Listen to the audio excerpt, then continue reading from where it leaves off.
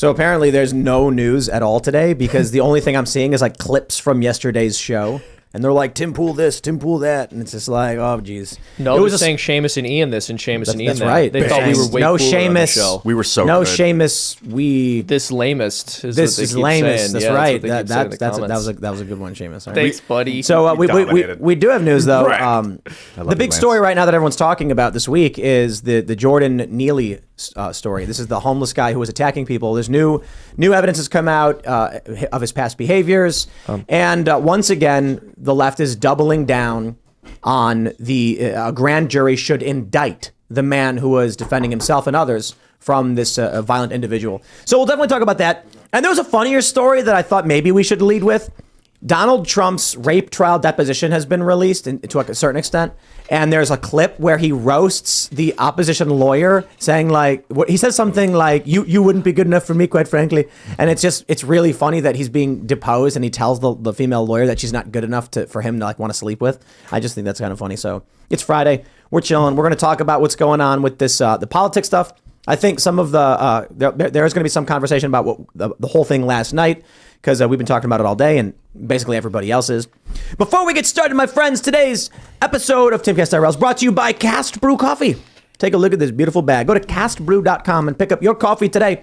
I got to tell you, normally a dark roast guy, and we have Appalachian Nights, a robust dark blend. It's up there. It's pretty dark. But I started drinking the light roast Rise with Roberto Jr. It's very bright and nutty, and I'm a big fan now. This is what I'm into. With every purchase of Rise with Roberto Jr., you will get a picture of Roberto Jr. right there in the back. And I know that you all will love and cherish that picture of our rooster, Roberto Jr. So support the show. Go to castbrew.com. Pick up your coffee to support the show. We're sponsoring ourselves. And this is going to be the coffee brand for our new line of cafes. We got these really awesome bags, and I'm really excited for it. So thank you for your support. And become a member at timcast.com. by clicking Join Us and hang out in our Discord server with like-minded individuals. Monday through Thursday, you can even call in to our uncensored members-only show. And we will be having very soon, maybe within the next week, the launch of our new documentaries channel. Because joining us today to talk about this and so much more is Lauren Southern. Happy to be here. And you just completed a documentary. Yes. For us. Timcast original, Infringed. Great timing with Biden repeatedly tweeting about how we need to ban assault rifles, because we've been going all across the states from Baltimore to Texas to, unfortunately, Berkeley, interviewing people, night crawling and figuring out what's been going on with the gun control stuff here. And it's a pretty epic documentary, an hour and 40 minutes of deep dive and on-the-ground footage. And John Dutoit. Yes. Thanks for having me. Yeah, do you want to introduce yourself? Yeah, well, I'm John Dutoit. I'm a filmmaker, and I make music as well. I'm just, I like doing art, and Right on, and filmmaking. So you guys, Lauren and John, have produced Infringed. We do have another documentary. So in the next 2 weeks, we should have 2 full-length documentaries come out. The second is by Ben Stewart and Harrison Schultz, and it's about the Federal Reserve and banking. And I just feel like we got really lucky with this because the gun control thing is happening now. And we talked about doing this. We pitched this like 6-7 months ago. And the same thing with the Federal Reserve documentary. And now the banks are all collapsing. So it's just like, wow, we really saw the future here. And having this come out in the next couple of weeks would be really great. So that'll be at timcast.com. We're going to be putting clips up on youtube.com/timcast. And then the full length for members only on timcast.com.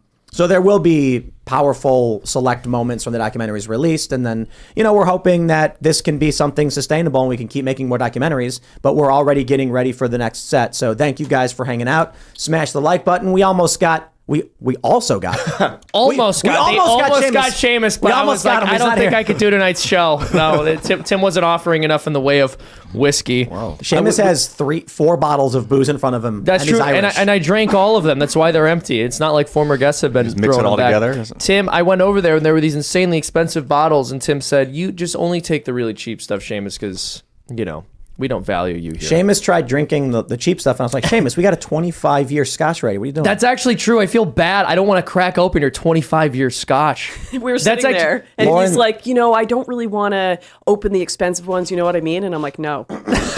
I don't. The difference between men and women. Lauren's like, is it bad if I mix the Diet Coke into the 25-year scotch? And yeah. And I was like, no, I encourage it. I recommend it. Is that what you're doing? That's Lauren? the plan. After I finish this one. Please don't do that. Please do not. Some traditions have to be protected, my goodness. The whiskey aficionados are watching the show, and every time Lauren comes on, they're like, no! Stop it. Yeah, remember when she had the pappy out of a styrofoam cup? Hey, we put honey in that. that I will was blaspheme against the Glenlivet. Is that what it's called? Yeah. Levitt. Glenlivet. The Glenlivet XXV. 25-year scotch. Well, anyway, my name is Seamus Coughlin. I have a YouTube channel called Freedom Tunes where we make animated cartoons. I also have a podcast called Shamer. It's on Rumble twice a week, Tuesdays and Thursdays at 6 p.m. Eastern.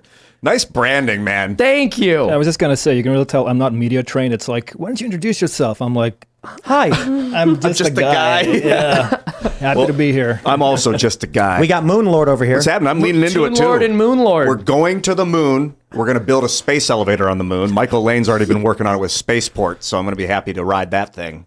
Speaking You're of going to be riding very that thing, disappointed when you realize the moon isn't real. Oh, boy. you think the moon's hollow? I've heard it's hollow. It's a hologram. It's a space station. Yeah. Haven't you seen that movie Moonfall or whatever it's called? It's a hollow. Yeah, the moon's grain. fake. Where the moon is falling to Earth, and it turns out the whole moon is a space station that created Earth, and ancient aliens, humans actually built it. I think it's the result of a planet colliding with Earth a long time ago, and coming out the other end is a ball of magma that just cooled down over time. That's why it's held magnetically just between us and the sun, creating a think perfect eclipse. Gravitational, but that is the perfect introduction for Ian. So this is gravity's there you go. magnetism. Sounds like a conspiracy theory to me.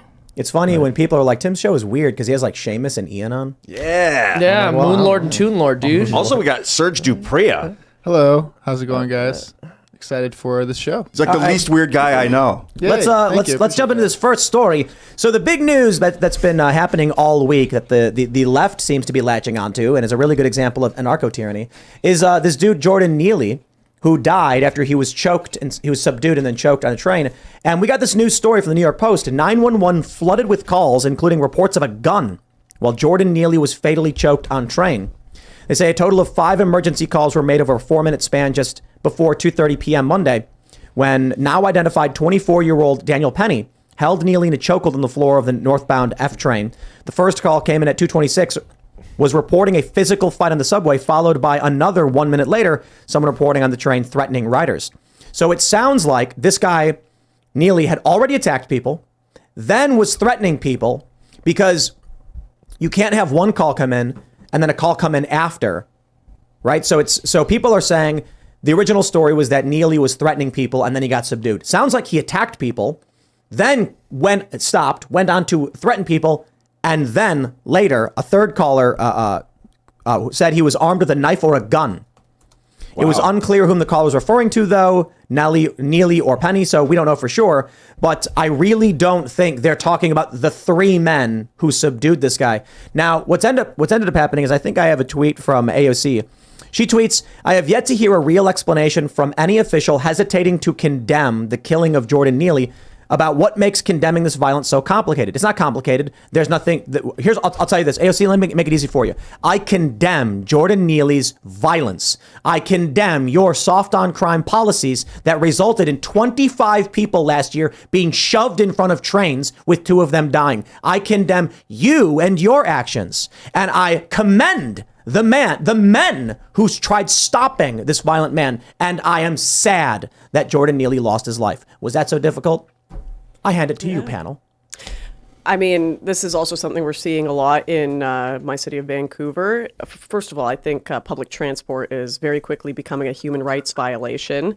We just had an ISIS stabbing where a teenager had his throat slit on the subway, another gentleman killed. A lot of you probably saw the Starbucks stabbing in Vancouver. What? No. You didn't see it? So it was on footage. Some guy was fatally stabbed in front of his toddler because he asked a guy to stop vaping, and it was actually with a religious knife from a Sikh gentleman, I think, in broad daylight in Vancouver. And it's all of these people. This was like 2-3 weeks ago. Whoa. It's a whole lot of people with mental health issues that keep being released on the street. 40 individuals, this was last year, committed over 3,000 crimes in 1 year in Vancouver, and they can't figure it out. They can't figure out what to do. You give that list of 40 people to a toddler, and they can tell you what to do with it. Put them in jail.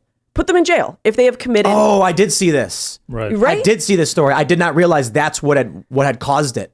Yeah. I just saw the video's like, whoa, that guy got stabbed, yo, and he's just watching as the dude bleeds out. Yeah, he asked him to And stop vaping. none of that's ever condemned, right? The fact that we live in a culture that doesn't see this as out of the ordinary, but loses its mind when somebody tries to defend themselves, is never condemned by any of these political leaders who claim to care so much about human life. No, it's because they're evil. And Right? also So it's like, because it's on listen, video. like, I'll use traditional comic book and cartoon lore. The villain is the one, like the Joker, releasing the inmates from prison and then laughing as the inmates terrorize people. And then when the French superhero, Revolution, man. when the superhero stops the criminals, they go, no! They get mad that it's happening. That's literally what we're seeing. Ocasio-Cortez is a comic book villain. She is Lex Luthor. She pretends to be of the people. They all celebrate her. That's quite literally what Lex Luthor represented. He was the perfect villain for Superman because he didn't have superpowers. He controlled society through corporations and wealth and means. AOC is certainly not extremely wealthy, but she uses her influence to defend the criminals and condemn the victims. These She people- lied about January 6th, and she's trying to condemn innocent people now. Politicians need to be forced to take the subway every day if they have an opinion like that, if they think that he was the victim in this situation. Obviously, I think no one should have been put in this situation. Everyone was the victim of an extremely broken system. Yeah, but in the moment, the man who is threatening people is the perpetrator. Yeah. I don't care if you're like, but he's mentally ill. So what? Well, Like- he never should have been out there running around on the bus threatening people in the first place. Well, Yeah, right. We And need this is- institutions for these people. Exactly. There needs to be institutions for these people. We need to have real, frank conversations about what has to be done about the decline of mental health in the United States that aren't just, let's say, nice platitudes and throw money at a system that isn't going to actually do anything. And especially when you have political leaders like AOC who want for there to be national mass public transit from one side of the nation to the other with these massive railways, and they're not even doing anything to ensure that the mass transit in their own cities are safe for people or is safe for people. It's like, okay, now you want this to be the only option people have on a national scale. You want to start to slowly do away with highways and ensure that the only way people can get across the country is by riding these railways when the railways in your city are extremely dangerous and you're not doing anything to make them safe? I think one thing that could be done is that we could do some sort of prison reform where we start putting webcams in prisons for inmates that are supervised and allow them to communicate with therapists and family. So we really do turn it into a sort of, I don't know, a place where people can actually become better, as opposed to just retribution and vengeance. And we don't want people to suffer in prison. We want them to become better humans. But I can take it one step further. I realized this the other day. Very, very simple solution. If you break the law, you are we forcefully give you the Neuralink implant and then plug you in and delete from your brain criminality. Dude, no joke. That is something There we that go. could happen. I think Sounds like a Clockwork Orange. Yeah, they were talking about neural net. I think just early delete on that when file they were right talking there. about Elon was talking about neural net that you could dampen emotional receptors with it. I think that they were actually talking about that. The No, scientists working on it. we just put like the Neuralink thing on them, and then if they ever are about to commit a crime, it just slows down their motor functions until they stop. They can't. And then the opportunity stops, and then they can only resume if they, in their mind, reject. But then the thing is, so you'll have some dude who wants to go out and commit crimes and he'll start to slow down and people go, well, help that man. There's something wrong. And they'll go try to comfort him and then he'll No. reach in and take their wallet. A simple thing is the device will start going, this man is experiencing criminal desires. This man is experiencing criminal desires. And then it's like, steer clear, stay away, stay away. Stay away. Yeah, I it don't- just broadcasts your thoughts really loudly all the time. Everyone just has that's so horrible. Everyone just has their thoughts shouted from a speaker at all times. You know what's wild to me is like when you're younger and you look at criminality, you think it's like a super big deal. Like, oh my gosh, your life is going to be over if you commit a crime. Like, this is insane. And then you get older, and I was actually assaulted in a grocery store a few years ago.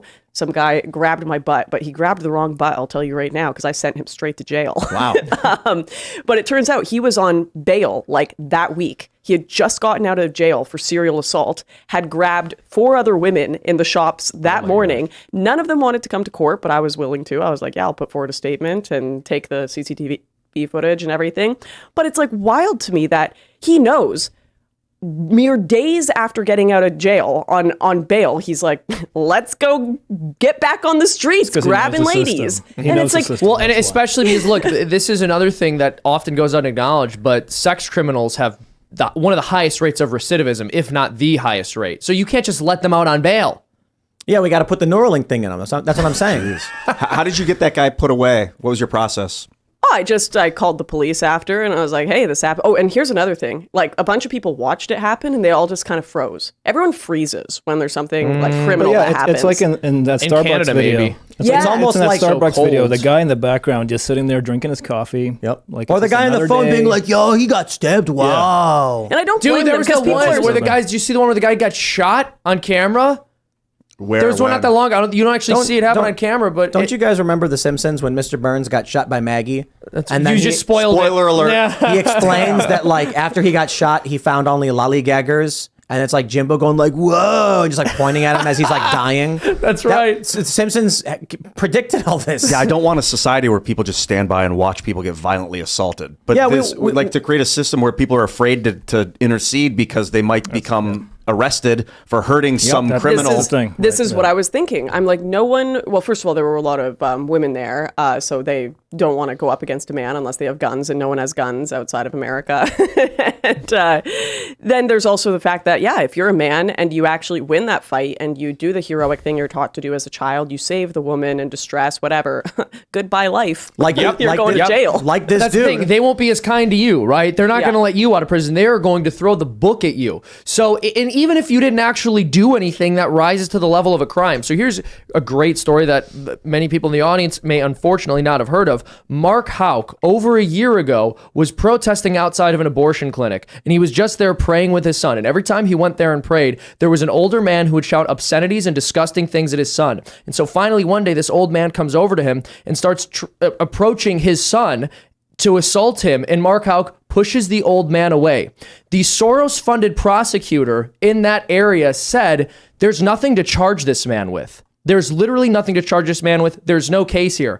But a year later, the FBI and DOJ, or the DOJ decides to charge him, the FBI raids his house, and they try to get him convicted with a penalty that would result in him going to prison for 11 years. For pushing a guy? For pushing a guy. Yeah, they were saying it was a violation of the FACE Act. And again, the Soros-funded prosecutor in his area a year earlier said there was no case, there was nothing to follow. But because he has the wrong political values, because he was protesting abortion, we should lock him up and throw away the key. But we have mercy for people who are violent criminals and let them back out onto the street to harm everybody else. We got this story from ABC7. Grand jury could get subway chokehold death of Jordan Neely case next week.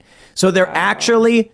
A law enforcement source from the investigation tells ABC News the probe into the subway chokehold death is continuing. The case is likely to go to a grand jury next week. I will say this too. I believe the man's name is Daniel Penny. You are going to go to prison for a very, very long time. I don't know. I defer. I hope not. Eyewitnesses, man. There's a lot of eyewitnesses. I don't think that matters. That's all that matters. The entire conversations, the conversation that we've been having is that, like Kyle Rittenhouse, for instance, would be in prison for the rest of his life if it was true that the people he shot in self-defense were black. What we're likely going to see, like with the Ahmaud Arbery case, this man, I think his name is Daniel Penny, is likely going to be politically convicted. That's it. I mean, you've got AOC calling for him to be, she's calling him a murderer. She's not even saying it's reckless homicide or negligence. She's saying outright murder. That's for a jury to decide. Yeah, Alex. exactly. But you've got someone with 13 million followers inciting violence in New York. This is what she's doing. AOC, I mean, she's inciting violence in New York City by calling this guy a murderer and obfuscating the facts. She wants people in New York. She is like the Joker.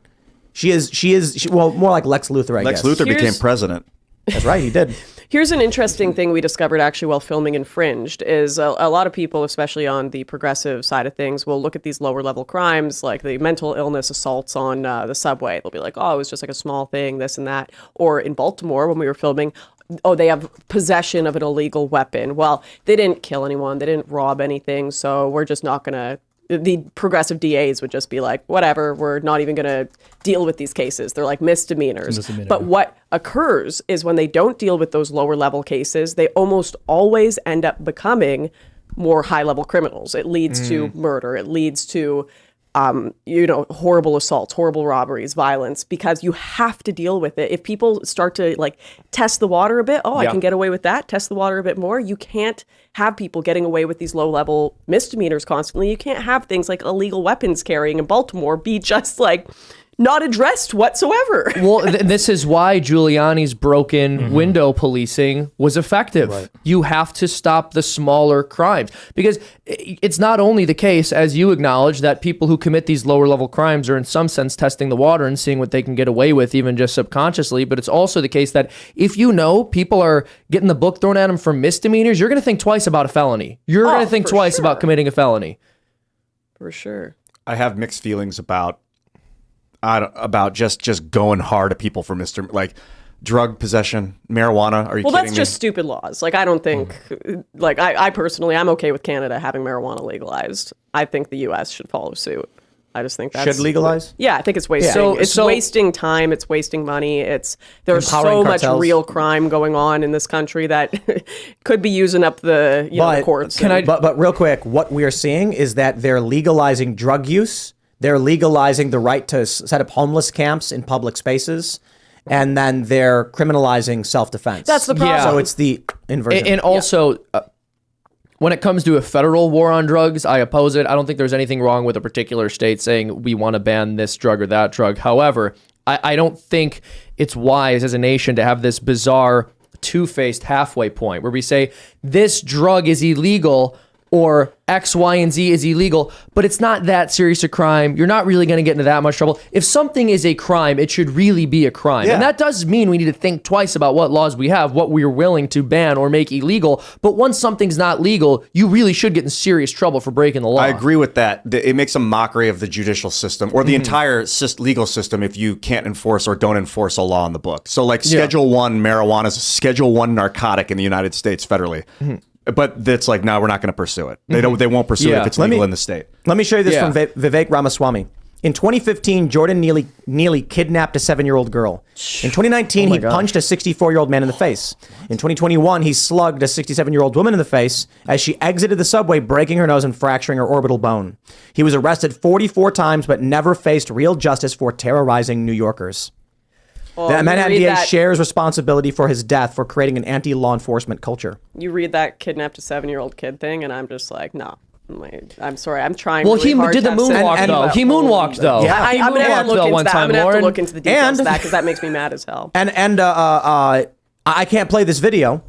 Is this the one of him pushing a woman? No, this is a video of him screaming homophobic slurs at Joey Boots. Oh well, that's the in New real York. problem. Forget about the kidnapping. Now, I will say this.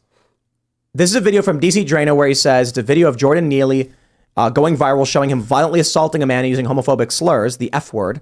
I've not confirmed this, so I don't know that it's true, but it does look like it's him. Like in the video, there's a video of a guy looks just like Neely. He's doing Michael Jackson stuff. It looks like all the other videos. So I believe it's probably correct that it is him, but I want to make sure I have that caveat because, take it with a grain of salt. The age of deepfakes is now. But this is Joey Boots, I know Joey Boots, and there's never a reason to have gone up, rest in peace, Joey. There was never a reason to scream at him and threaten him because this is not what Joey did. Joey had a video of like walking up to Tucker Carlson. He's like, he's filming. He walks around New York filming. Oh, yeah, I remember that video. And Tucker is like, I'm fishing. And he's like, oh, cool. And he's like, Tucker Carlson, fishing in New York. And Tucker's just like, yeah. And then that's it.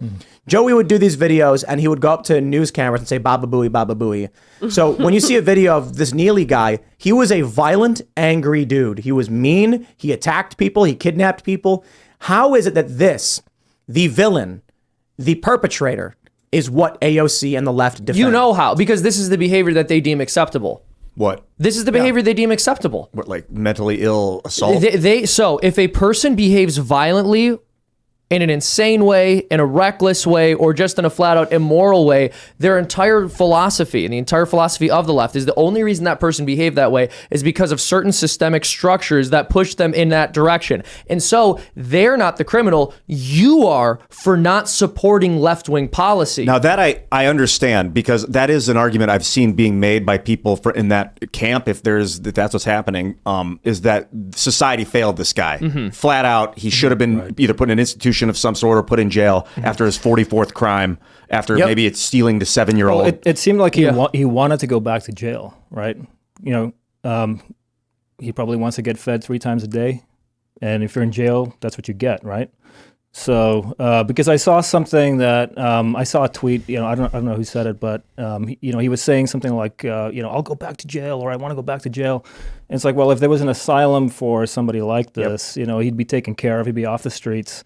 Meanwhile, he's homeless, he's probably hungry. You'd probably save money too in police resources constantly dealing with these issues, like sending them to an asylum. There's Vancouver, this is exactly why we got the problems there. They shut down, I think it was Riverside, there was a massive mental asylum, and they basically let everyone loose, shut it down. I know during the Reagan era, a ton of mental asylums were shut down as well. And it's just like, boom, on the streets. You think the resources that were going into those asylums aren't going into police investigations, solving these issues now? Yeah. No. Sorry. No. Yeah, continue. go ahead. Well, no, and this is something I touched on the show yesterday that happened during the Reagan era. This is also a product of the Foucaultian deinstitutionalization movement, this idea on the left that mental illness is for the most part a social construct and we need to be more understanding. And it's true that in many mental health facilities, people were mistreated and there was a serious conversation that needed to be had there. However, in the 1950s, there were 500,000 people committed to mental institutions across the U.S. And then by the mid-'80s, that falls to 100,000. Is that after Reagan let people out or before? I think I'm not sure at which point the vast majority of the decrease in those numbers occurred, but I do know that between the 1950s and the 1980s, you just have a massive, I would say, decrease in the number of people in mental health facilities across the country. And part of that is a result of the reclassification of what it requires to get somebody committed. So it used to be you have to be proven to be unable to take care of yourself. And then they changed that standard to you have to have been proven to be a threat to yourself or others. Now, often when someone proves that they're a threat to themselves or others, it's too late. Someone's already been hurt. So I don't know if the standard should be they can't take care of themselves as it used to be, but I think the standard we have now clearly isn't working. It looks like it was 81 when Reagan ended the Mental Health Systems Act of 1980. He right when he got into office. Wow. Is that true? Right. The same thing in California, I think, as well. He signed a bill. I think the Lantris-Peterson. Yeah, that's 1967 that he did that. Yeah. Did you know, this is, random interesting fact. There's so many Reagan facts I learned while doing the Infringe stuff. He was one of the first people to pass one of the mass gun control acts. As governor in California. Yeah, Reagan was certainly far from perfect. Like, everyone praises him because of the way he stood up to communism, and I think that was great. I think that was great, and I will not take that from him. However, he was certainly not the best president America's had. He had a lot of great one-liners, though. I think that's what cements his legacy. Boomers loved him. He doubled the amount of federal employees, though, while standing against communism. Look it up. Look it up. He was one of the biggest government was that presidents military, in though? history. Well, can I ask you? I would imagine most of that was an increase No, it wasn't in military positions. No, really? It was like paper pushers, whatever. There's a lot of those in the military, though. I've heard that he was really didn't like George Bush corkscrew? Sr. Sorry? Does that need a corkscrew? Yeah, I was going to ask if you could open this. There's a I'm corkscrew up there. running out of alcohol. Tim, don't open it for her. She's going to put Diet I saw that Coke she opened in it, but then she didn't do anything. She's going to put Diet Coke in it, and it's a 25-year-old Scotch. Don't. Oh, good. Oh, what did you do? Good. Good. It's a real slow process from here. All right. The cork broke, in case you're listening. I think such an expensive booze, and it just breaks when I twist it slightly. Because people like you who don't know what they're doing are going to ruin it, and so they intentionally design it. It's like child-proofing, but for people who put Diet Coke in their alcohol. Now, what Reagan? Good old Ronald. I heard that Reagan hated George Bush. Not maybe not hated, but really didn't like George Bush Sr. Really? At all. I think they ran against each other. In the primaries, probably, right? Supposedly, I guess that would make sense. and then the deep state went to him and was like, "You're going to have him as your assassination attempt," and then after that, he made him his VP. Yeah, I mean, I don't know if that's true, but Well. I've heard that story as well. Yeah, so this Reagan guy, I mean, was he one of those guys who's like going in with all the righteousness, and then as soon as he gets in there, like, here's your playbook, by the way, and he's like, I don't think so. Then bang, bang, and then he's like, okay, I'll play ball. Well, this is what's crazy is even when he wasn't, because I was getting in a debate with my dad about this. Love you, Dad. And we were talking about Reagan and gun control, and he's like, he was more Democrat early on. He probably changed his mind. And I'm like, yeah, he did a lot of good things in government. But actually, even when he was out of office, he wrote to lawmakers supporting the assault weapons ban that Biden passed, saying, I support this, put this through. Reagan? And that was after, 94. That was after he was out of office. All right, and this is what we have to remember. Firstly, Reagan said something. It's quite a famous quote, and this is something that many people who are considered centrist or 2010 era liberals say today. What Reagan said was, I am considered conservative just for holding to the liberal principles that I had 20 years ago, something along those lines. Reagan was not the far right conservative that the left made him out to be. was And we should awful. understand that. Gun but we should control, understand no-fault that. divorce. Well, because look at it. I mean, everyone thinks Reagan was this far right conservative president. Okay, well, they call Tim Pool far right today. So of exactly, course, in dude. the 80s The when they were Overton calling, window. when they were calling Reagan far right, that didn't mean anything then either. Wow. I want to jump to the story, and I do feel kind of bad because we're talking about communism and stuff, but this is important breaking news. Check this out. Vice Media nears deal for $400 million sale out of bankruptcy. Soros. Fortress Investment and Soros Fund Management. Come on. Here's the funniest thing about this, right? It's the deal gives them a valuation around 400 million, a major drop from 5.7 billion. Here's the other thing though. The valuation includes the existing debt that it has. How much? The debt, I believe, there was a $250 million debt financing round a few years ago and then a $30 million. I'm not exactly sure how they're doing it. The $250 million in debt was from Soros. I think that was Soros fund management as well. So it may be that Soros is actually just buying the company for, what would that give him, $120 million? No, $220 million. From a company that was once worth 5.7 billion. So of the 400 million they're paying out, 220 of it was debt. So Soros already has 250 million in debt with Vice. So if the deal is for 400 million, which includes the debt, I could be wrong about this. Maybe people in the chat could clarify, someone who knows how the economics works of it. But it sounds like Soros already holds a portion of that 400 million. Unless the deal is to buy out the rest of it, but then he holds the debt. So I think this multi-billion-dollar company is being washed out for a couple $100 million. The whole clickbait apparatus is dying. People are sick of it. BuzzFeed's gone, and it's only being upheld by political actors like this. But Vice wasn't that in the beginning. But it Vice is now, and Vice got big because they were like, we're gonna go down and we're gonna hunt down scopolamine in Colombia. Yeah, dude. We're gonna go Everybody find saw the that, magic yeah, it was shaman who's gonna do crazy like ayahuasca, and then it turned into 10 Reasons SpongeBob's homophobic. What or happened? Do you remember do you know how it changed exactly? Was there a linchpin that switched or was it just a slow burn? Tim left. I was told. when That was Phil it. left. I was gone. I was there when they were doing the based. So actually, Vice News started because of me, and that is the words of Shane Smith. He said it at the Knight Foundation Awards. They were doing on the ground reporting, but it was not. There was no news division. They were doing these like adventure style documentary shows where it's about the regular guy going to Afghanistan and telling a story. And then I was like, I want to do real news reporting. What changed simply is. From my perspective, I agree with this take, but this came from a friend of mine who is a high-level employee. They got accused of sexual harassment and assault. And to get out of it, the investors were like, become a feminist company. That way you can get past the negative press. The concern was, we're not going to go down and see our hundreds of millions of dollars in investment lost. So just come out, start doing feminist stuff, and you'll be safe from these attacks. And they went, you got it. Talk about a fall from grace. Wow. If they went the route I explained in my vision, they would be worth still billions of dollars. I told them to go the route that we are going here. Yeah, maybe they would be worth like 900 million or 1.3 billion, like a quarter of what they ended up at what they were at one point, but they'd still be around. I think, the point. no, But I don't maybe- believe any of what you guys are saying. You think I'm a liar? I think both of you are. I think what happened was Tim told them, Tim saw what the future was, and he said, you know what you guys should do?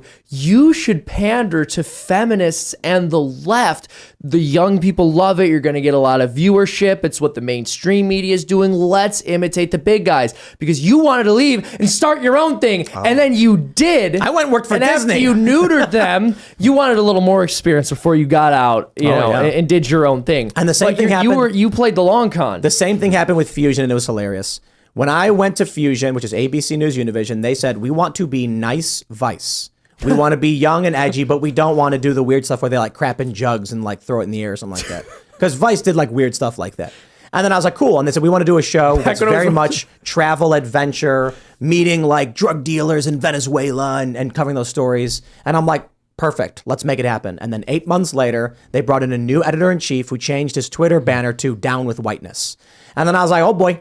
And then You I were was like, just like, "Base." I was like, here's my plan for this November. I'm going to go to Fukushima on the anniversary and see where they're at with the redevelopment of the region. And then they were like, okay, that's cool, I guess. It gets 500,000 views over the weekend. And then they're like, but we're still really interested in talking about trans kids, which gets like 1,000 views. They were obsessed with chasing this stuff. Sure enough, a couple years later, they lay off everybody and they washed billions down the toilet. Did Shane leave the company at some point? No, he's still there. So he's getting this. He's not the CEO anymore. And they're saying they're going to find a role for him. But like, this guy's just not worth anything anymore. I mean, look, don't get me wrong. The dude's probably worth, I don't know what this puts him at. Maybe Shane Smith. Yeah, that'll put him at maybe 80 million, which is like come on, that's not nothing. He's a rich guy. But to have been a billionaire, their media reporting, you're worth $2 billion or whatever, and now it's just like, I don't think they're complete idiots for marketing to the woke crowd. Like, I do think there is a large. I'm not on some copium where I think the majority of the population are conservatives. I'm from Canada, so I'm like, okay, there are actually a lot of woke people out there, but it's just very hard to sell wokeness through a corporation, through these like. They can see the even the very silly kind of brainwashed people. They're like, okay, this is clickbait. This is a corporation that makes millions of dollars telling me about how we need to support trans impoverished individuals doing ketamine. Like they can see the absurdity itself. I don't know. There is a craving in general for more genuine. I think that's why live streaming has become more a bigger thing in general. Even the left-wing live streamers on Twitch and stuff.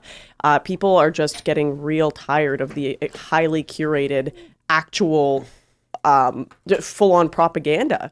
It's just like the internet is just full-on MK Ultra. Yeah, man. All Corporations are not people, and when they say stuff like Disney says that something, no, Disney isn't a thing that can speak. Disney's just a facade, a piece, paper that you tear away to see who was it that said that.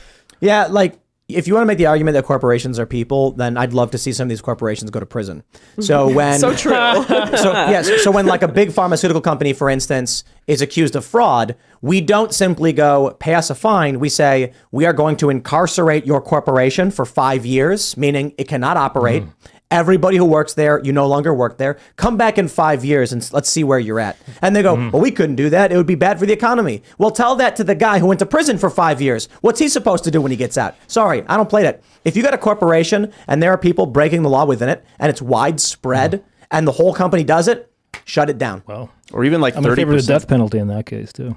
Oh, like the execution of the corporation penalty itself. for the company. Erasure of the machine. Yeah, I think that if you sell a company, you guys should change the name. That's I think unethical to call it something else because a company it's branding, though. But the company is the people that are in the company. That is what it is. It's a company of people, and so if the people change, then it's a different company. So but I mean, look, I don't want the factory. I just want the name Callahan. It's premium. Then have it in parentheses behind the new name, at least so you see the trail of like what it used to be, what Disney now is. But it's not Disney. Walt Disney's gone. That's going to make for very long domain names. Yeah, and the corporation owns a bunch of IP. So you're talking about branding. They can rebrand if they want. It's like Blackwater. They just reappear as something new every other year. Yeah. I'm just saying, like, name, I think. The idea that you could go to, a major pharmaceutical. Like, let's say there's a major pharmaceutical that was accused of fraud and then found to be liable for that fraud and were fined billions. I can't think of any Billions of pharmaceutical dollars. companies like that. I'm pretty sure it's all of them. I'm pretty sure every single one. It's a cost of doing business. So now you have these big pharmaceuticals being like, okay, how much money can we make off defrauding people? $2 billion. What will we be fined by the government? $1 billion. Hot dog. We're going to make $1 billion. That's what they do. There needs to be a more serious penalty. Does anyone have the schizophrenic soap, Bonner's soap, where it's got like all the text on it? I love the soap that spies on you. Well, why is it schizo soap? No, it's got like so much text about like religion and God, and you just sit there and read it's it. It's the one true religion. The Dr. Bronner's. Yeah. Anyways, I think that they should do that. Disagree. Well, no, it's. I don't even know what. I think it's the exact. Christian. We should talk about the true religion. I love Dr. Bronner. So, anyways, my point is they should have that on any sort of pharmaceutical company's bottle, but it's like all of their lawsuits. No, and it's just listed all over it, and that should be their punishment. You have to list all of your failed. It's sort of like if you buy a pack of cigarettes, it has like a limp dick on it or something, right? Like it's kind of like that, show right? you especially for like black lung. The last decade of lawsuits. How much money they wash lost off after time. Yeah. You know what I think would actually be even better than that? For political campaigns, at the end of a political ad, in the same way that pharmaceutical ads have to list side effects, they have to list every scandal that politician is involved in and like every policy failure that Yeah, they're guilty of. it's Christian. Every It's stock a bunch they're of- invested Including in. my Iran-Contra scandal. Yeah, every stock, like all of it. That was an extremely based bill of Matt Gaetz and AOC to support. Oh, yeah. It was wild. Bill against insider trading. I love seeing that. I love seeing the far left and the far right come together to own politicians. Do you know what that? I do appreciate it. You know what the bill's called? AOC's insane and wrong, and yeah, She's not wrong on this. but she's not wrong on this. Don't you dare I'll give attack this. my They'll queen when find she's some- finally Your correct. queen, loophole. your queen. your favorite. It's true. Behind Queen the scenes, AOC. This is actually behind the scenes. Lauren gushes about AOC nonstop. It's called the Huge Restoring Faith fan. in Government Act. I like the name. Restoring my faith in AOC Act. Yeah, I think you're onto something with AOC. Like it's not I it's can not fix time her. to demonize. Exactly. Like if you really think she's Lex Luthor or has that kind of power to become Lex Luthor, we should engage in conversation now and get ahead of this, and rather than just wait for some horrible populist uprising where we use the mob to dictate law and order. I think we need to psychologically manipulate her by whenever she does anything like really good. Super red the pill. whole right wing need to just send her like So- super loving messages constantly and just be like, keep going, queen, keep going. And then she'll slowly like psychologically be like, whoa, well, I'm getting a lot of support for this, and just move further and further right and then until I've fixed her. And then everyone's going to keep criticizing her from the right when she does something bad, and then it's just going to be psychological abuse. No, where no, it's no. going to be like very brutal, both ways. It's going to be like insanely high praise and then really brutal criticism. No, it has What you're to be nice. advocating All of for it has is to be nice. is a hardcore manipulation right Yeah, now. but like this is a when she does narcissistic something cycle wrong, of when she abuse does with something AOC. wrong, it has to be like, that- we love you so much, but I can't believe you failed us here. We're really disappointed, but we believe in you. Oh my gosh, wouldn't it be awesome if political commentary was done that way? You're like, I look, don't know if you guys I just heard got about this. Sorry, go ahead. I gotta give a shout out to Pinochet's Helicopter Tours, who says, "Tim, I caught the Tommy Boy quote everyone missed. Thank you, sir." What was it? When I said I don't want the factory, I just want Callahan. It's a premium name. premium name. Yeah, Tommy Boy. Come on. Great movie. Yeah, That would be David you guys, Spade. uncultured. No, Yes. that's true. The pinnacle of culture. Was is Tommy Saturday Boy. Night Live ever actually good? Or Yeah, was it just- 1989. I wonder. There were I some good honestly ones. wonder about Mike that. Myers, Dana Carvey. There were Yeah, that's some true. good I- years. Hold on. And There- in the very beginning, I hear I wasn't around for it. There were definitely talented people there, and there were some good skits, but we also have a selection bias. You always end up seeing the best stuff from that era. Right. So I wonder if overall it was top- actually they, good. They developed Wayne's World on SNL. Like Uh-huh. it was Sandman, Adam Sandler, Yeah. Rob Schneider. It was just Yeah. an incredible group, man. Incredible. And Rob Schneider has all those movies where he turns into random things. Yeah. Like, those are classics. Those you are know? classics. Yeah, all the movie spin-offs that I came think out. hot I chick. think the Congressional Library has selected those for preservation. Kevin Nealon. Oh man, Kevin Nealon's new when he did the news, it was so deadpan. Norm Macdonald was in there Oh slaying yeah, it. no, look. Like I said, I will not deny that there were talented people there, and I'm not even necessarily saying they weren't ever great. I'm just saying I wonder how great they were because I wasn't watching it back then, and the only footage I see from it is likely the best stuff. And there wasn't much else on. Like now we've Yeah. got 10,000 more things that we can compare late night comedy to. That's also true. We just did Normal World. Shout out to Dave Landau and Quarter Black Garrett with The Blaze. I was on the new one. So you're going to want to go to Drugtopia on YouTube and check out Normal World. But people are saying it's like SNL. How it was in the 80s, late 80s. Oh, that's awesome. I think that's awesome. Landau's a Yeah. brilliant genius, comedic He genius. always, he always got a laugh out of me. Me too. Yeah, he's a Me funny too. guy. Yeah, Dave, come back. Are you Me Tooing Dave Landau? That's right. You were Ian. What happened when you were out there? Are you having trouble opening a bottle of soda? This is the second bottle you have struggled to open on this show. I got to go to the bathroom. This is. Thanks All for right. letting us Yeah, know. I'll let you know I ahead of time. swear, Lauren, if you mix that, I'm mixing the Glenlivet. that's disgusting. doing it. You're It's like Lauren This comes is on the the show fall of intending Western to civilization. offend whiskey aficionados. She's a whiskey iconoclast. if anything gets you canceled, it has to be this. I'm a trailblazer. That's when I got banned, 25-year-old Scotch, and you just put Diet Coke in it. I'm a Lauren. trailblazer. I'm sure it's fine. When I got banned from the UK for my Allah is gay thing, they started a gay Muslim pride parade like 4 years later. That's so weird. They banned me from the country. Then this is going to be the trend. It 4 won't. years. I Give it actually, 4 I think, years. I think we're going to say at some point there's a bridge too far. Ugh. Don't act like you're enjoying that. Don't act like that tastes Is it actually good? I imagine No, great. it's you not. want? Would you like a Diet Tim, Coke and don't. Glenlivet? There's It's a the reason. Diet Coke I wouldn't want, to be honest. Like, I don't mind the alcohol, even though I know it's bad. It's like the aspartame in the Diet Coke. Yeah, exactly. Yeah, I'm like, no, that's poison. the with you on that. Yeah, I'm not. horrible. The alcohol, I know it's bad, but the aspartame freaks me out. So I don't know if you guys know about this, but so I've got a friend who's from India, and he tells me that with AOC, there's like a a power behind the throne kind of a figure who's from India as well. And I forget his name now. But apparently this guy, he found her in like a bar, because she was a bartender, and because he was looking for somebody to be like the figurehead of this new popular politician, for the left, and basically developed her into what she is today and all this stuff. So I don't know if this is I've just never heard of it before. He sent me an article about it, but I can't find it now. I just thought if maybe one of you guys knew about this. I'm sure it's less nefarious than it sounds. I think she's just a bad person, Yeah, but it's like she's not like she's the simple not solution Lex is Luthor intelligent. Have you guys watched The kind of thing. Boys? Yeah, I haven't really yeah. seen You know the any of AOC it. character? She like explodes people's heads. Yeah. Wait, is that the right one? Yeah, Am I, yeah. I never saw it. I know there's. That's It's an right. excellent show, and it is completely true to all politics.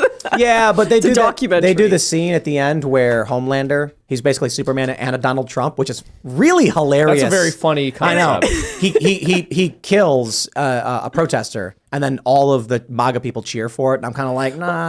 come on. The only problem is He it does shot a have man a on Fifth left-wing Avenue. bias, but I think it just applies to politics in general as well as the left. But it's obviously got this like hyperbolic. Dude, I'm pretty ridiculous sure Stormfront was intended to be Laura Loomer.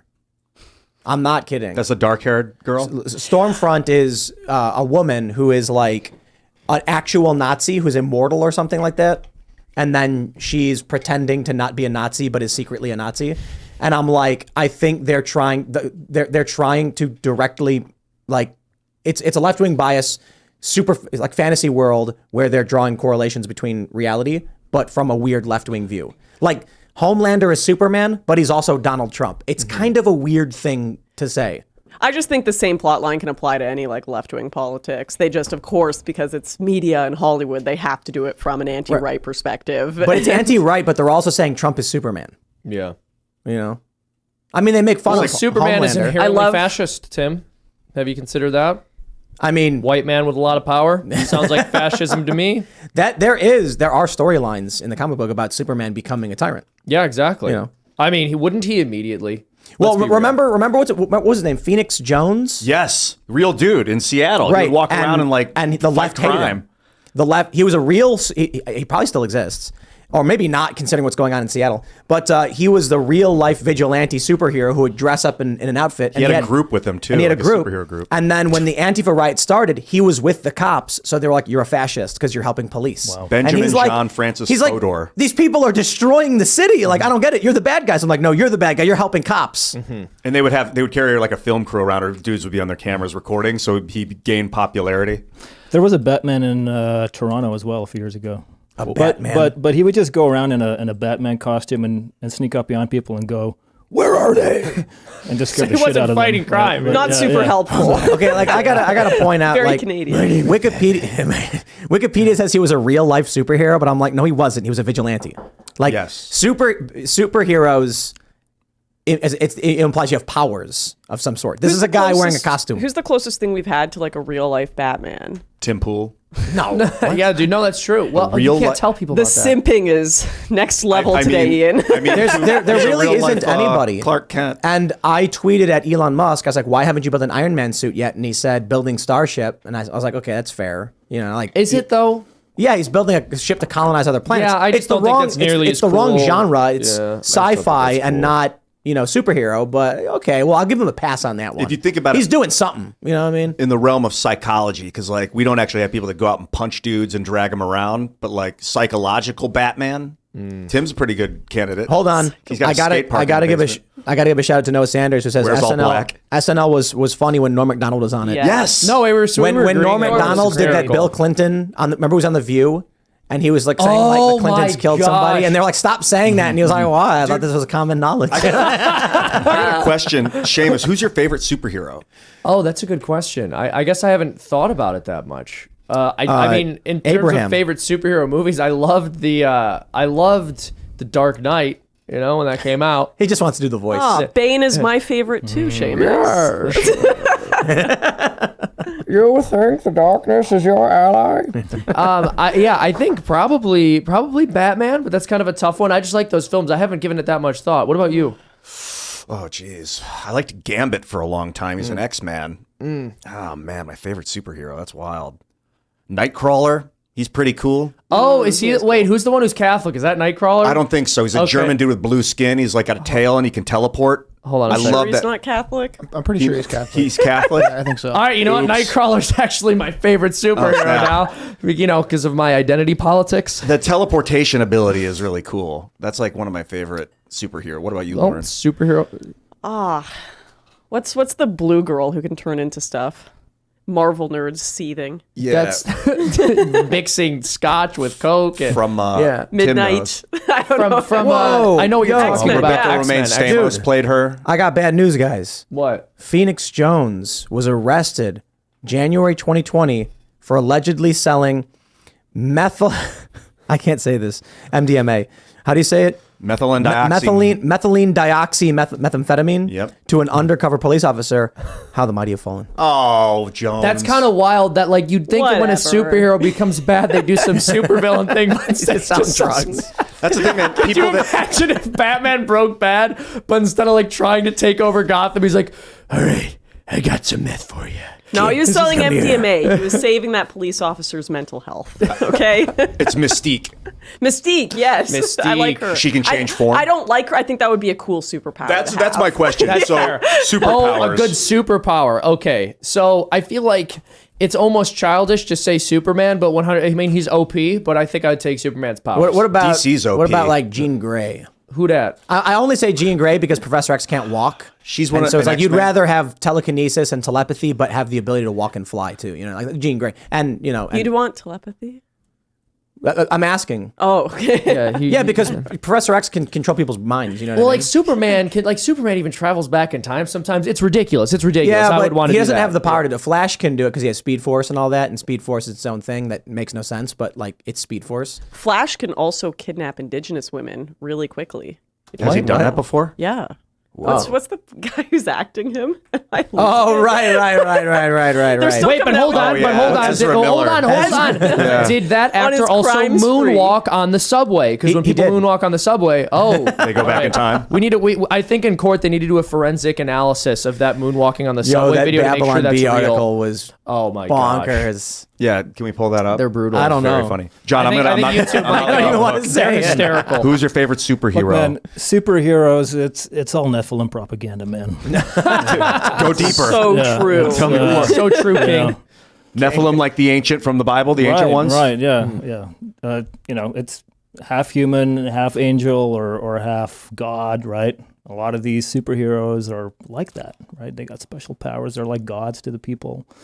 And yeah, it's just Nephilim propaganda, man. So, you know, we all need to repent from that. Do you think the Nephilim were real? I do.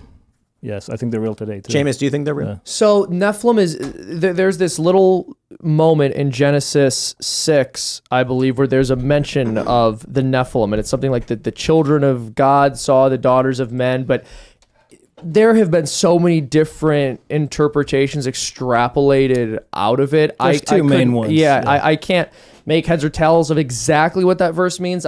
Jimmy Akin did a very interesting analysis of it a little while back that I thought was super helpful, but. I'll never forget doing a. But we don't, one thing, because I know like, Whoa! When the sons of God came in unto the daughters of men, I know what that but They is. bore- sometimes, but so they had some sex. some They people bore think that children like to them? I've heard some people say that well like regionally there was a group of people who were very powerful who they referred to with that language. It's That's what I very, heard. Seamus, There's two Can I main believe just that there are people out there with superpowers? You know, can you just let me have that? I won't tell you that you can't. I don't know. Maybe some people can do things that I'm not aware of. But are they bad? Are they evil? I think so, yeah. Well, I think the general They're consensus hybrids. is that they're bad. The Nephilim but- were bad? Well, that's usually how it's described. Yeah, Again, I can't right. speak on it too much because there's just this one short verse and there's It's so Genesis many 6. interpretations taken It's out Genesis of it. 6. So yeah. there's two main views. One is that it's the line of Seth and the line of Cain. So, you know, they're all humans. It doesn't really follow. It doesn't follow logic, basically, because it's like, well, you know, I should actually read it now. But the other line or the other view is it's called the angel view, which is that the sons of God, which is in Hebrew the B'nai Elohim, sons of God, That term is used in the Old Testament to basically describe a direct creation by God. So Adam was a son of God, and then and later on in the Old Testament as well, the same term is used in terms of angels, right? Most human beings, so post Adam, would be described as son of man, right? So when it says in Genesis 6, the sons of God, it's most likely it talks about angels. So they came down, and in the book of Enoch, which is not in the Bible, it basically says that much more clearly, which is also like a really old book, right? It's a well-regarded book. It's not canon, but it's highly regarded. And in that book also, the sons of God is, it's talking about angels. So they came down. Well, Isn't the book of Enoch where the dude goes up to heaven or something? Yeah. I think that I'm sorry. I want to let you continue because I think So that's basically it. So so they came down. They had sex with human women, and they birthed hybrid beings. Who it seems like were giants. It's not exactly clear if they were giants, but it seems like they were, because later on in the scripture you read about giants as well. Okay, this is what I wanted to comment on quickly, because I was doing a Nephilim. Yes. Okay. It's about the Nephilim. Because I don't want to move from this before I No, don't worry. Yeah. I was doing a university course on City of God by St. Augustine a few years back. Based? Right? Directed study. And then we get to a part of the book where St. Augustine is talking about seeing a giant skull on the beach and like giant bones and stuff. And I'm like, hello, like class, like is anyone else seeing this? And they're just like, no, that's not the point, Lauren. Moving on. And I'm like, what? We're not going to talk about this? I don't know what that means, but can I just mention something? One last thing. Okay. The myth of giants and Cyclops likely came from elephant skulls. Yeah, and they I've thought heard the that. trunk hole was an eye hole. But continue. I've heard that. So I know that. So for example, the Catholic Church doesn't have an official teaching on like what the Nephilim were. I know a lot of people argue that the sons of God could translate to like demons or fallen angels. That's been widely speculated. But then part of the difficulty there is that angels don't have bodies, right? They can't procreate the way people do. And I know that. I just found this information. I want to address the body thing before you move on. Aren't they like big wheels or something? No, so there's different there's descriptions. Various classes of angels. Yeah, right? there's different But descriptions. there is of one angels. that's described as like a big wheel with wings. But I just want to finish. I've seen the Doge I meme. found a very this could be helpful. I found a very interesting little bit here on Catholic Answers from Tom Nash, and he just wrote a pretty lengthy thing on this, but one part I want to zone in on because he's referencing the Church Fathers is that he writes, the early Church Fathers generally understood the sons of God to be the offspring of Seth, the righteous son of Adam, whereas daughters of men are understood to be the offspring of Cain, the immoral son of Adam. Thus, fallen ones could be understood as the fruit of succuming to the corrupt Canaanite culture, which is an interesting interpretation. I haven't looked at it myself, but I've heard that a lot of early church fathers actually believe the angel view. So I don't know when the Seth thing came into play, but and like I said, the Nephilim thing has always been it's always been interesting every time it's come up. I haven't done a deep dive into it, and part of it is there is no like official Catholic stance on it, but part of why it's so tantalizing is because so little is written about it, right? It just comes up there for a moment in the Bible, and then it's not talked about again later. So people are naturally going to read things into that and try to extrapolate. I think it's an important issue because why was the flood sent, right? It says explicitly because of man's violence on the earth and that sort of thing, right? And all man was corrupt. Now, but if you read a little deeper, if it's true that that these were fallen angels who came down and mated with human women, right? That's a corruption of the human genome. Okay. Now in Genesis 3, this is right after the fall, and God went to confront them in the garden after the fall. What did you do? And then he basically tells he tells the serpent that I'm going to put war between you and the woman's seed, the seed of the woman, which is a very odd phrase because a woman doesn't have seed, right? That's a prophecy of Jesus Christ, the seed of the woman, virgin birth, right? I'm going to put a war between you two. So right away, there's already like, if you're Satan, okay, his plan is to have is to basically bring about a human a human redeemer, right? So this is the incarnation of Jesus Christ in the flesh to be the offering for the sin of man. It had to be a human being, right? So what's his plan after that? If you're Satan, you want to corrupt the DNA of mankind, right? So it got so bad, it was so successful that's why the flood was sent to basically wipe this out, because it talks about Noah. Noah was perfect in his generations. What does that mean? Noah was perfect in his generations. Well, I would disagree, because I don't believe that Satan's interest is in corrupting human genetics. It's in corrupting man's heart, because that's what God wants. God's not interested in our genes. No, in that DNA sense. is a very important part of redemption, I think. Because I disagree. I think that's a very ancient Jewish view of it, right? That's a very ancient Jewish view of it, because they believe they were the chosen people. The term kinsman redeemer. Why that word kinsman? It means, when you talk of somebody's kin, you talk of somebody's relative, right? And we're part of the human family, made in the image of God. There are other beings out there, like angels and different classes of angels. They do not qualify for the work of the cross, right? Wait, repeat that. So who doesn't qualify for the work of the like cross? Denisovans and stuff? But angels, I'm sure. just, like, angels, invested. angels are not human beings, though, right? So I'm Exactly. saying there aren't specific kinds of human beings of whom we could say they don't have the right genetic combination in order to be saved. No, it's and the human devil is DNA. not trying to alter. No. But also, It's there's human other DNA elements versus here that are. angel DNA. There are other elements here that are important. Well, no, angels don't have DNA because they're not. How do you They're know? not physical So- beings. And also, When they went down there to- are ancient. I mean, there are ancient Jewish commentaries that offer up reasons for why the flood happened. One of which being that it's because men were entering into contracts with other men. I don't think it's the kind of main reason, contracts? but I think it's part of it. It's part of it. Well, So, like quote unquote marital Sodom and contracts. Gomorrah. This is- Sodom yeah. and Gomorrah. Who came down to visit Lot?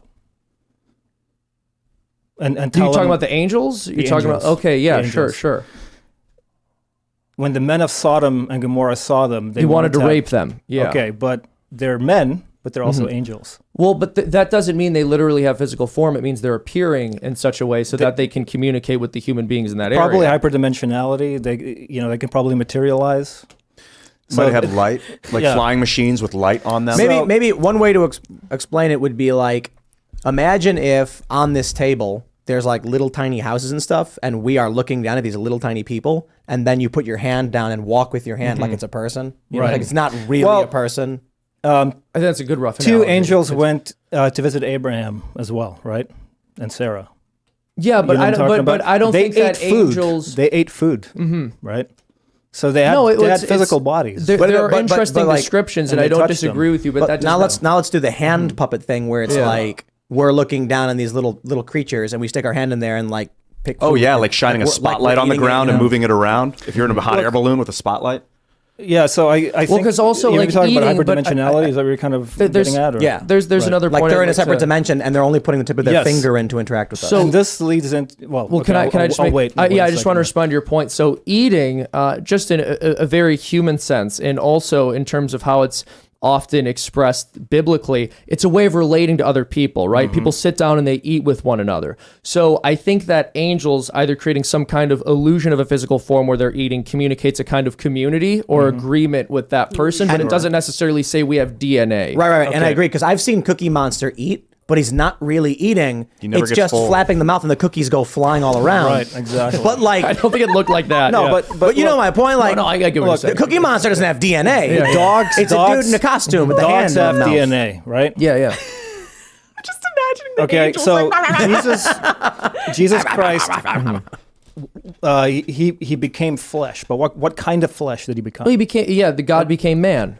But man, not dog, not angel. Say they have DNA. Okay, he did not become angel because there were angels who sinned, right? Yeah, fallen And, angels. Yeah. This is in 2 Peter. I think he says that as well. Those who did not keep their first estate. So these are angels who came down and committed sin. So there are angels who have sinned. They have no chance of redemption.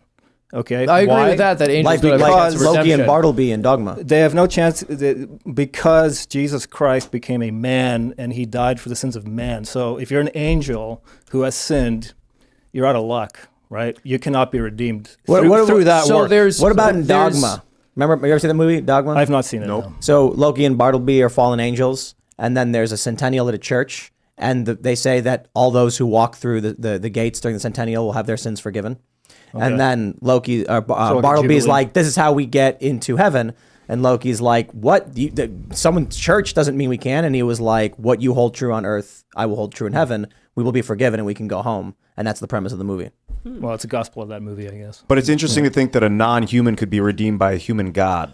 Maybe that's true. Well, because God, Well, no, in the incarnation, he stooped down to our level in a sense. I've heard it expressed that way, but God is obviously he's outside of space, he's outside of time. Through the incarnation, God did become man.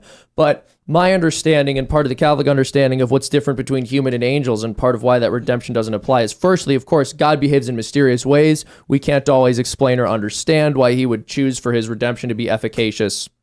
Not for the angels, but one explanation I've heard that I think is pretty compelling is because angels have the capability of acting with will in a way that's not as pronounced in human beings because we're less intelligent than they are. So because of their superior intellect, they're more capable, and because they don't have physical bodies and aren't in time the exact same way we are, their choice is permanent whenever they make one. So it's not just that they can't be forgiven, So God it's that does they not can't expect repent. much of us. Well, they can't repent. Well, God, I think there's an argument to be made that he respects less of us than or expects less of us in a certain sense because of our corporeal form and limitations than he would expect of angels, because we are different beings and angels have a far superior intellect. We were made in the image of God, and angels were not. We were very special.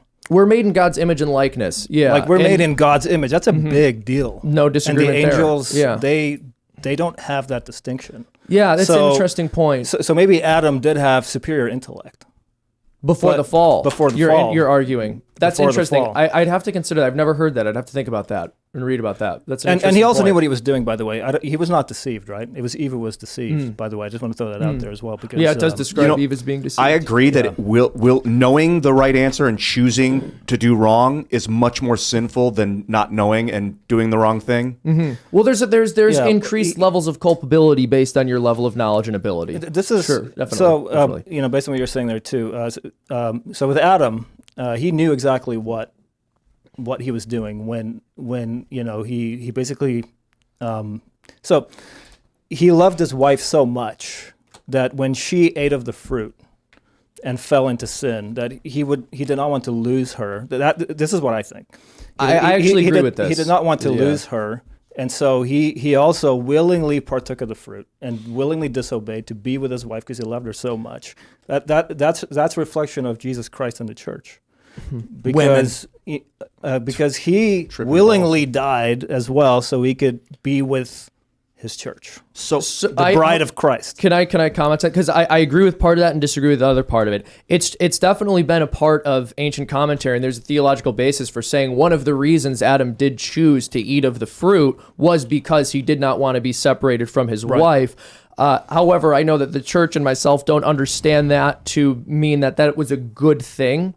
And that was an act of love, because by committing that, whereas Christ's death for us was an act of love and was a good thing. But there's more to it than that. And I've mentioned this on the show before too.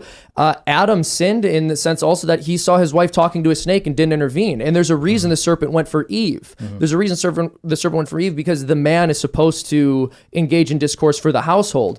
And so part of the result of that is that women tend in their fallen nature, because all humans have a fallen nature, towards usurpation and trying to take roles that are meant for men, and men fail in the sense that we abdicate our responsibility and don't do what's necessary to protect women. It's and lead. also possible because I think when God told Adam, you can't eat from this fruit, that was before Eve was made, I think, right?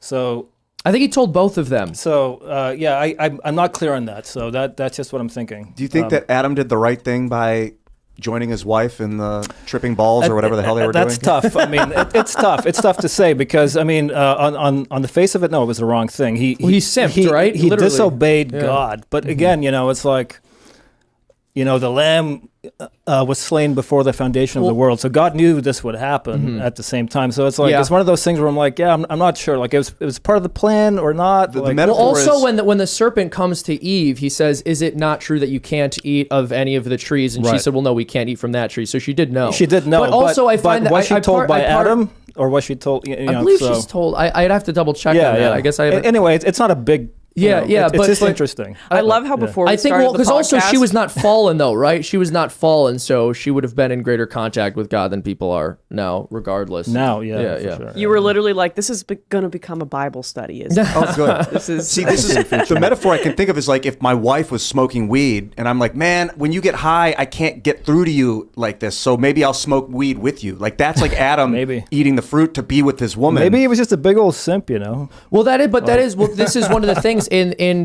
different theologians have described this differently, but basically Adam and Eve, they committed different sins. And Father Ripperger talks about this, and I believe the way he broke it down was, I think Adam committing 7 sins and Eve committing 5, and I can't remember exactly how he explained them, but one of the sins of Adam was basically what we would colloquially refer to as being a simp. He chose the woman over God, and in doing so, he wasn't Bros actually before choosing hoes. what was good for her, right? Because you can't choose the best thing for another person unless you're choosing what God wants you to choose. Oh man, that's tough. I think there's something So you're saying- sinful in itself of going back in time and being like, all women are responsible or all men are responsible for this. Everyone's trying to abdicate their own responsibility for original sin and sin in general. You had a great tweet the other day that was like, stop purity testing others and start purity testing yourself. Amen. Oh, Why? Yeah, exactly. Why not remove the beam from your own eye? And- Seamus, are you saying that bros before hoes is codified in the Bible? That's not what I'm saying.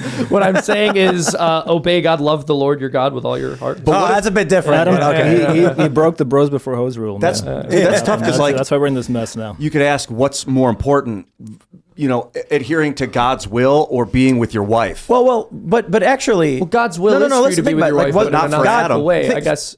God is like, I question gave I you gotta all, answer. like, imagine, you hook up a guy and his wife with a place to live and food, and they're in need, and you're like, I got you this place, you can crash at my place, there's beers in the fridge, there's pizzas, and just don't eat my apples, dude. Like, I just There's don't want psilocybin them. in there. No, it's just they're mine. You can have anything from the fridge.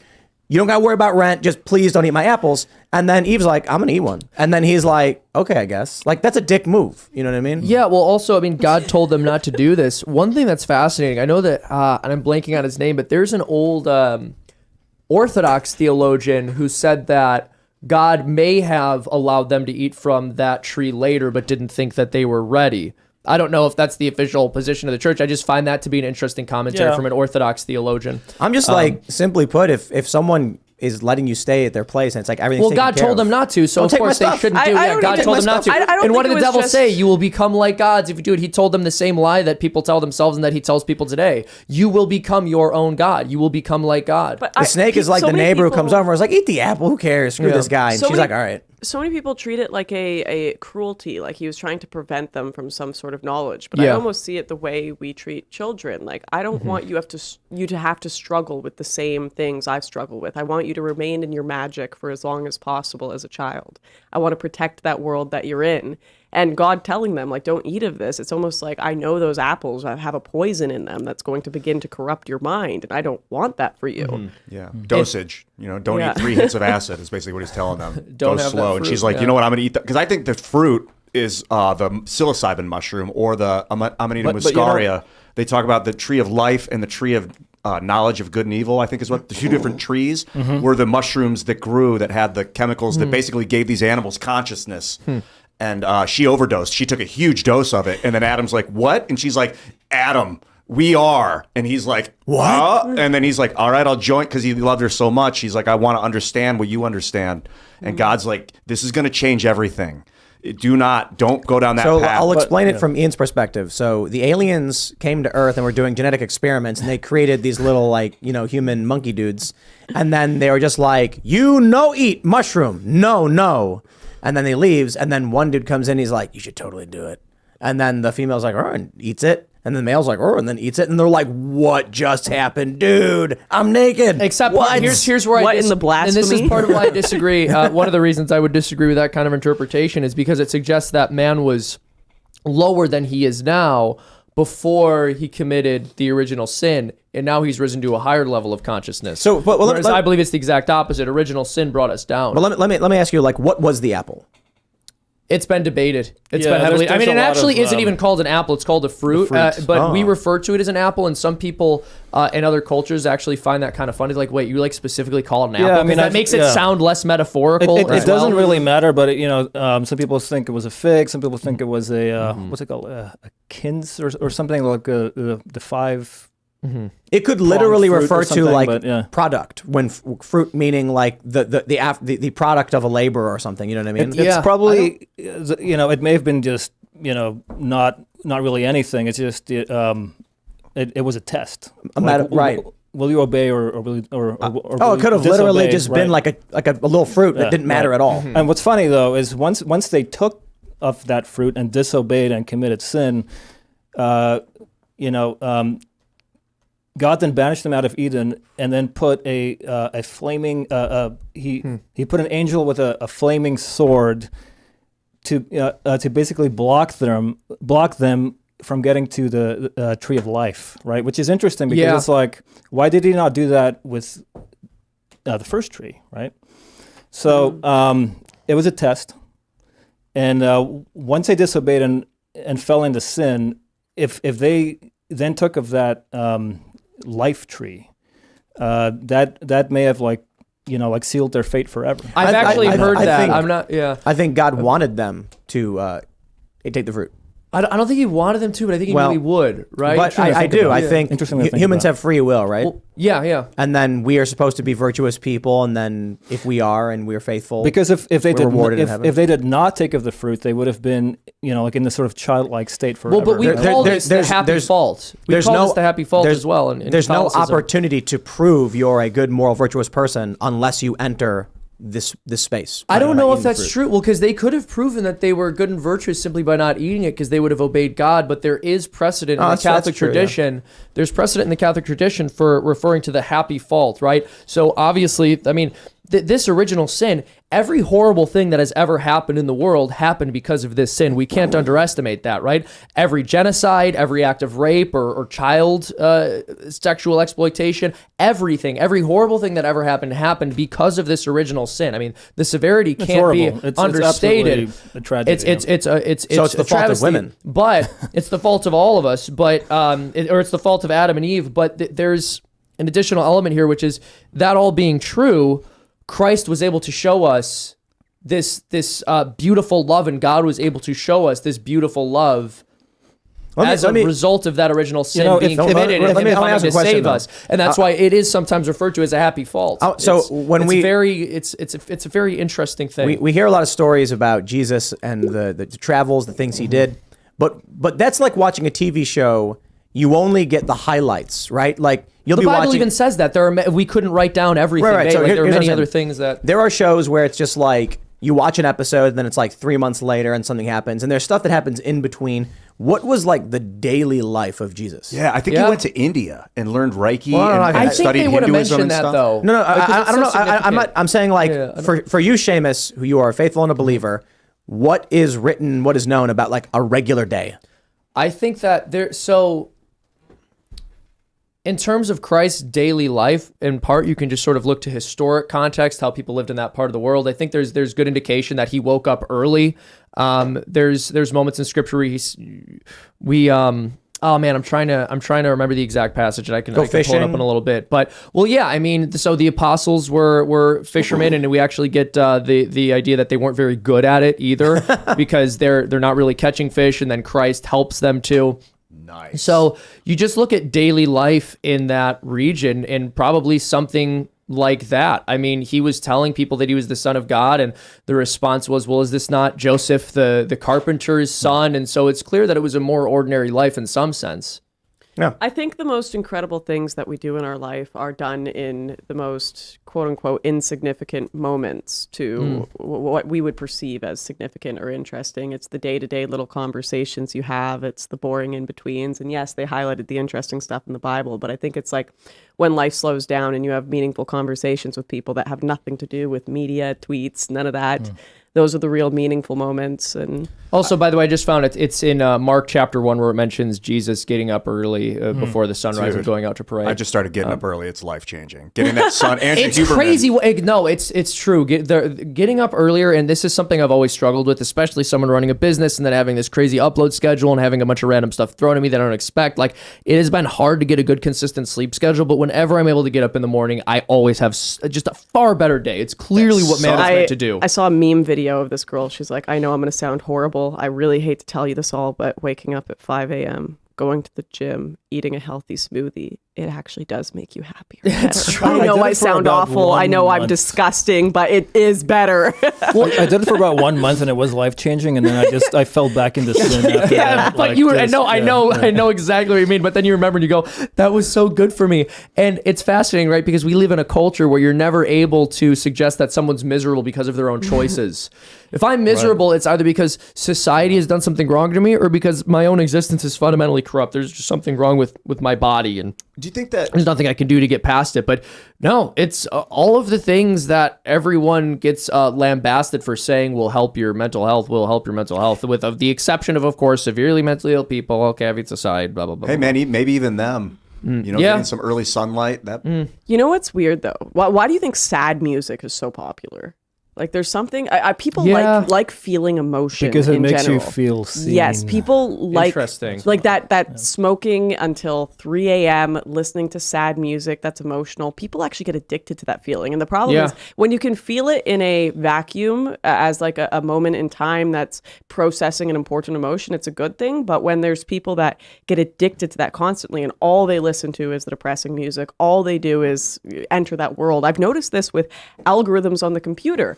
If I have an algorithm that is constantly politics talking about the end of the world or, gendered, I've deliberately gone out and I've followed a bunch of feminist accounts to balance out all of the woman hatred on my timeline. I want man hatred so that I can look at it all and see the absurdity of Nice. both sides together and be like, wow, this is like, I see this happening on both sides. Clearly it's somewhere in the middle. You guys are delusional, blaming each other.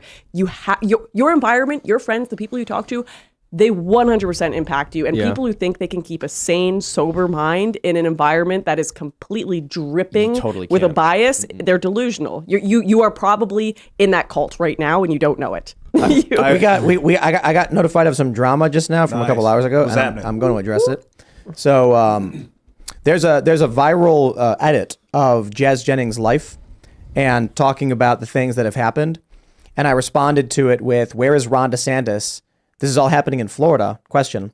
And we know that a lot of it, what's going on with Jazz Jennings as a trans child, did not happen in Florida, but they do live in South Florida now and have even expressed, I believe, they've talked about their fears about what's going on in Florida. And I got a response from Christina Pashaw and from Jeremy Redfern. And these are both, Jeremy is the deputy press secretary for DeSantis, and Christina is the she's still the press secretary, I believe. And so she said, what did she say? "I regret to inform you that Jazz is 22 and governor doesn't have a time machine. I'm not sure which state these procedures happened in, but if it was in Florida, Jazz was a minor before DeSantis was governor." And I just kind of feel like they're either completely ignorant over what we've talked about in the show and what's being addressed. Jeremy said, but how is it supposed to get outrage clicks? Pretty sure that there's that there are videos showing that Jazz is not willing to take a medical device and place it into a wound to separate it, and has been severely depressed, and the mother is saying it's your fault, and the mother's threatening to wring the neck of Jazz Jennings. So if they're currently living in South Florida, and when I say like, what's going on, where's the DeSantis administration, and your response is, he doesn't have a time machine, y'all can go fuck yourselves. Because that's a pathetic response. Very pathetic. There you go. My Have a nice day. heart just goes right out to Jazz Jennings. They're in South Florida. The child, Jazz is 22 and an adult, but that doesn't change the fact that if somebody is if the mother goes on TV and says, if Jazz lets the wound close, I will wring her neck. It's kind of like, do you do nothing? Is there not even a statement to be made like we're concerned about this? Just nothing. Just you don't have a time machine. Okay, great. Yeah. I'm real confident in your administration. Well, there's so many factors there. There's the one like family. That's so much pressure. Trying to appease your family, make sure they're happy. They're the people you're going to be closest with your entire life. And then two, once it's already done, once the surgery is already done, Jazz Jennings has no choice right now but to double down, triple down. And I don't know if there's any help at that point. Like you said, you're right. It is a bit of a dismissive statement. Oh, we don't have a time machine, but man, what a just horrific kerfuffle that no one can get out of. My heart totally goes out to Jazz. It's just like, it's mind-boggling to me that you could do someone to that. You could do that to someone and not end up in prison. It's just like literally the most pathetic response, and and like what little strength I saw in the DeSantis administration is gone, because we had the issue with Trump's extradition. And Ron DeSantis' response was, I'm not going to get involved. And I'm like, bro, just say no. Like, you don't got to do anything other than be like, you're not extraditing him. He can choose to go, but I'm not going to, be like, I'm not going to let you do it. And I was like, okay, but it's fine, because I think Ron's still like a really great governor and he still does speak out. He's doing a really, really good job. But like, I think the reason they're really mad, I think the reason his press people are like, he doesn't have a time machine, is because they're impotent in the issue. They will not go up against a TLC channel celebrity trans kid, despite the fact the mother is on TV saying, if you don't do this, I will do it. Like, that's a threat of assault to insert a medical device into someone who's an adult who is saying no to it. And their response is, doesn't have a time machine. You know what, man, that is just so fucking pathetic. Like, the moment the show comes out, there should be the DeSantis administration should be like, we're putting our AG or our criminal investigative division, because they're going to have footage from that show, and it looks like that's probable cause of a threat of force against an individual, who's clear. Like, I'll put it this way, Jazz Jennings not doing the dilation indicates Jazz does not want to, right? As an adult. The mother then says, I've woken her up and said, if you don't stick this in you, I will. And then later said, if she leaves and it closes, I will wring her neck. At that point, should you be like, I think we should have a criminal investigation? It sounds like coercive abuse. Control, which is a type of interfamily violence. But it's kind of like taking a medication that because if she doesn't dilate it, it'll seal up and she could die from infection. So it's it's kind of like, I will make you stay alive. So it's not really a threat of violence, although it is a kind of a. It is. Forcing like, something. how can What someone look was at this and be already like, done this is obscenely violent. But just like you destroyed look, man, this person's body. If an adult is taking a choice in and of themselves, and an individual then says, like, if an adult comes to another adult and says, if you do not do this thing, I will do it. I will insert this into your body. Like, I think at the very least right there, it warrants an inquiry of some sort. But more importantly, when she says to the camera, if it closes, I will wring her neck. That, combined with the other one, implies there are threats of violence against Jazz to do this. And the DeSantis administration could simply be like, a woman on television said she will choke her child, who is an adult, if she does not insert a medical device into. Was it like a flippant statement from the mom? Like, oh, I'll wring her neck. Yeah, like, was it like that? Or was it more like, I will literally No, wring it was her not neck? an imminent threat of violence. She said, if Jazz goes to college and that thing seals up, I will wring her neck. But was that like I can understand that being interpreted both ways. Like, it is the combination of the two sound bites that I believe warrants. At the very least. I'm not defending the parents. Don't get me wrong, but I'm just wondering it's how protected the police speech to say something like that. If you say on Tuesday at 4 p.m. I'm going to wring the person's neck, that becomes an imminent threat of violence. But I'm talking about the combination of these two statements. The one, I wake Jazz up in the middle of the night and say, if you don't do this, I will. You argue, well, it's a medical thing that has to be done. That's creepy. But then you add to it her saying, I will wring your neck. Yes, we understand threatening to wring someone's neck may be a figure of speech, like I will be very angry with you. But she already said she wakes Jazz up and says, if you don't do this thing, I will do it to you. Combine those two things, and now I think a reasonable... here's what I think. I think the DeSantis administration is terrified to actually take a strong cultural stance on what appears to be severe abuse stemming over a very long period of time. But now this family lives in their jurisdiction and is currently engaged in questionable behaviors that I believe are abuse. Maybe they're not. Fine. I'm saying that the bare minimum, there could be a inquiry, but they won't do it because they're scared. The left will go nuts. DeSantis will have no way to deal with the press. I think This shows me, and my concern is with the DeSantis presidency, is that he will compromise, negotiate, and bend to the press. He won't come out and just be like, that's horrible. Donald Trump's the kind of guy that if he saw that clip on Tucker, he would immediately go out onto a stage and be like, what is this thing with this woman? Did you see this? She's saying she's going to stick the, oh my God. Trump would just come out and start saying it. A lot of this, I think, hinges on Jazz and what Jazz wants. Because if Jazz goes to the authorities and is like, she won't leave me alone, she's forcing me, then I think there will be an inquiry. But when somebody is, being manipulated like that their whole life, it's hard for that to happen, right? Like that's why I'm like, she's probably under some psychological control or something. How about what happens right now is the DeSantis administration sends a letter to the production company saying it's in order to preserve video and evidence, then just says we are going to issue a subpoena as part of an investigation, and we're going to look at this footage and see what's there, and then start looking at the behind the scenes clips of what may be abuse, and that's an inquiry that maybe stops and says we think it's bad, but we don't think it goes that far. Instead, it's like he doesn't have a time machine. That's not an answer, dude. Like, this stuff's still going on. The show is on the air. This person is depressed, morbidly obese, didn't go to college, talks about severe mental health issues, and you have videos of the mother saying very, very awful things. I think if there's one thing government would do, it's like, if there's a reason for law enforcement to exist, it is to prevent that from happening to a child. But she's not a child. I understand that they aren't anymore. But I'm saying the fact that was able to happen in the first place is a travesty. But the age of majority in instances of familial abuse, you don't stop being protected by the law because you're an adult now.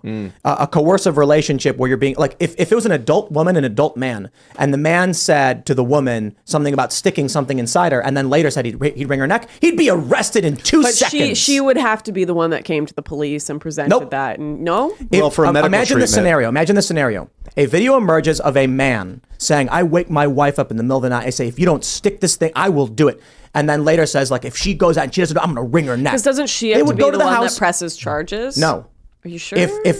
So the state is the one that presses charges, not the individual. Yeah, but I don't want Big Daddy government being like, "Ooh, you said a bad word. Is simply, we're coming to get you." No, I'm talking about a guy saying he's waking up a woman in the middle of the night and saying he's going to stick something in her. like a needle, like in a medical treatment, anything, like some intravenous diabetes. And then later says, if she doesn't, I'm going to wring her neck. She doesn't take her insulin, I'm going to. That would result in the cops knocking on the door and saying, "Ma'am, we'd like to have a word with you."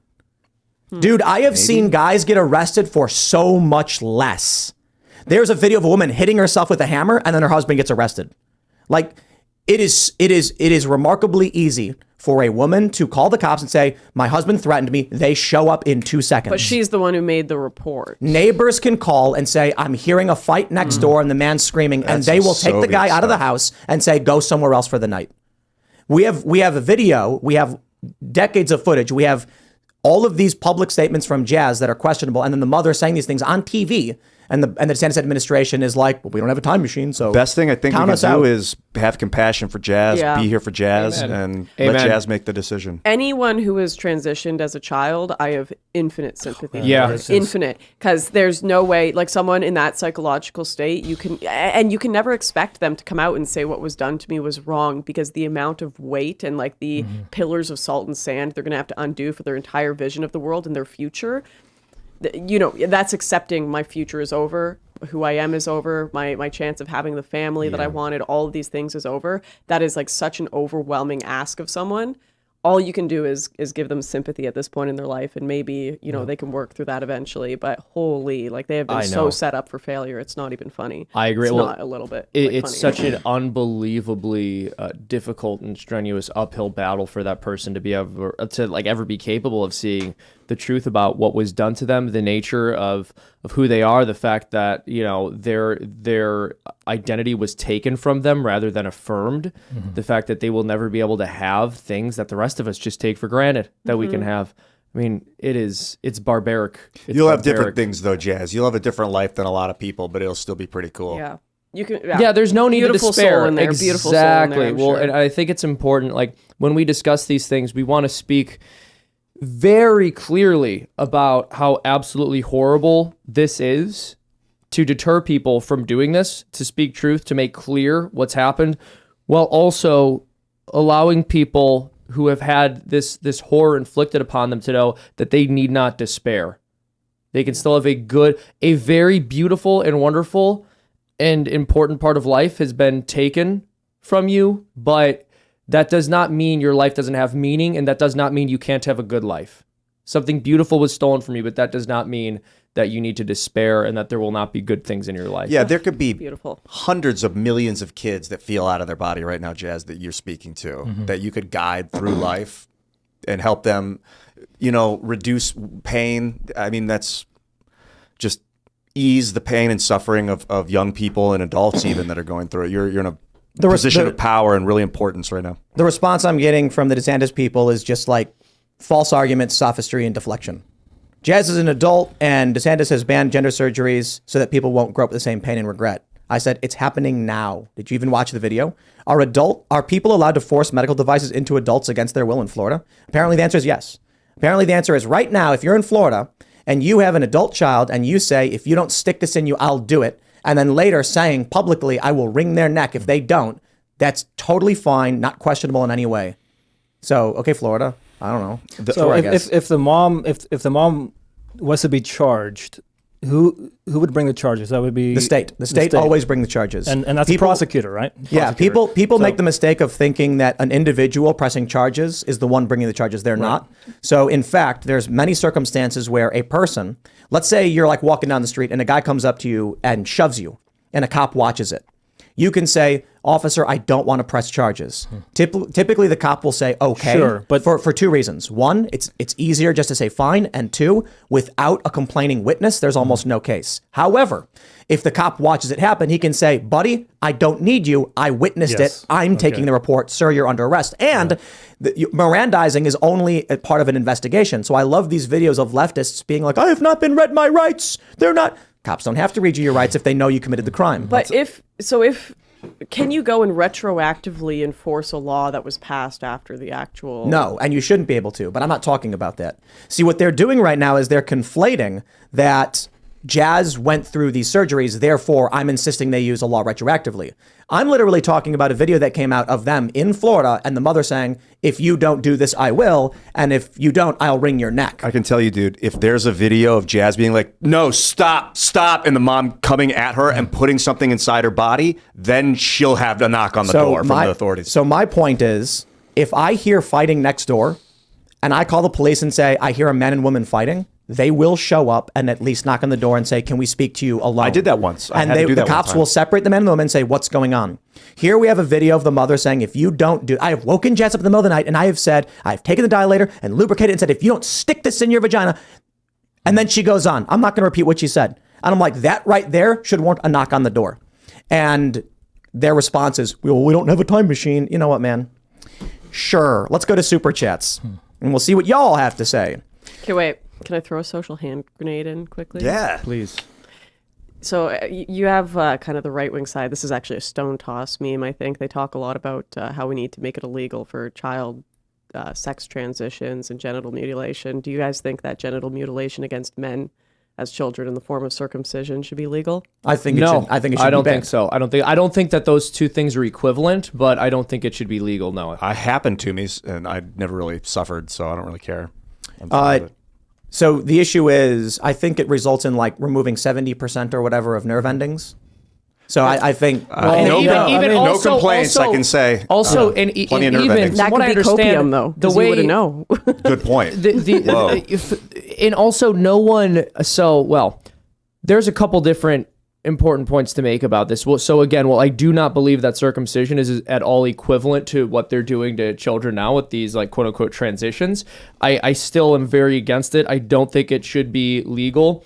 And also, the kinds of medical circumcisions that are done today, from what I understand, are very different from the ones that were done in the Bible too. Now, again, the circumcisions that the New Testament makes clear are not required. We're supposed to have a circumcision of the heart, but even so, when people will start talking about like Jewish communities, well, even then, that's not the kind of circumcision where you remove all of it, from what I understand.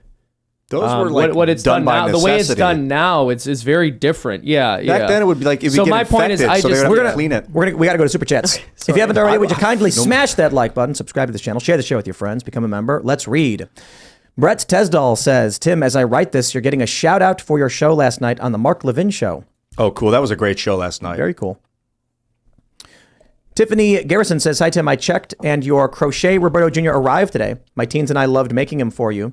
Trying to get these teens off their phones. If you want more for the store, let us know. We will check it out. We'll go pick it up. Amos Moses says, look into the story about two guys facing life in prison for engraving a schematic of an NFA item on a metal business card. The ATF even had difficulty using the schematic to create a full auto rifle with a couple of failed attempts. Okay, so I think what do you say? Engraving a schematic of an NFA item. Yeah, okay. Yes, it's a metal card with a drawing on it, and if you cut it out, it makes a component that can be used in a weapon, and they've criminally charged these guys. It's crazy. Fluffer Boy says, Ian, I love you. You're a beautiful human. I love your name, Fluffer Boy. All right, we'll grab some more super chats. Let's scroll down and see what we got. Bo Rai Cho says, yo, that show was lit last night. Yeah. Well, right on. Shout out to Lance. Thanks for coming down, man. 12-hour journey, bro. Of course, now the response from the left is that Lance was was not the right person for the debate. Yeah, I don't think we won't really debate. I don't know. I didn't expect a debate. It was cool to talk about, vastly different. There's always ideas. a debate because what happens every time a lefty comes on the show is before the show starts, they say something that's just absolutely untrue. And then there's nothing that can be done. I can't just sit here and be like, oh, okay, that's fine. The funny thing is we're talking dude, if we were talking about the banking industry, we would have just been agreeing all night. So the issue is hey, there's a video showing people in Canada being dragged out of their homes during COVID lockdowns. No, that never happened. I'm like, there's videos of it. It's I can't just say you're right, it never happened, even though I've seen the videos. They just say things that aren't true. And then I'm like, okay, well, there are videos. I'll pull them up. And then the other issue is when it comes to studies, it's all selective. So one of the big contentious moments was there are two peer-reviewed studies about desistance being 61 to 98%. And he says, I reject those because a meta-analysis of 51 studies says otherwise, but a meta-analysis is not a peer-reviewed study.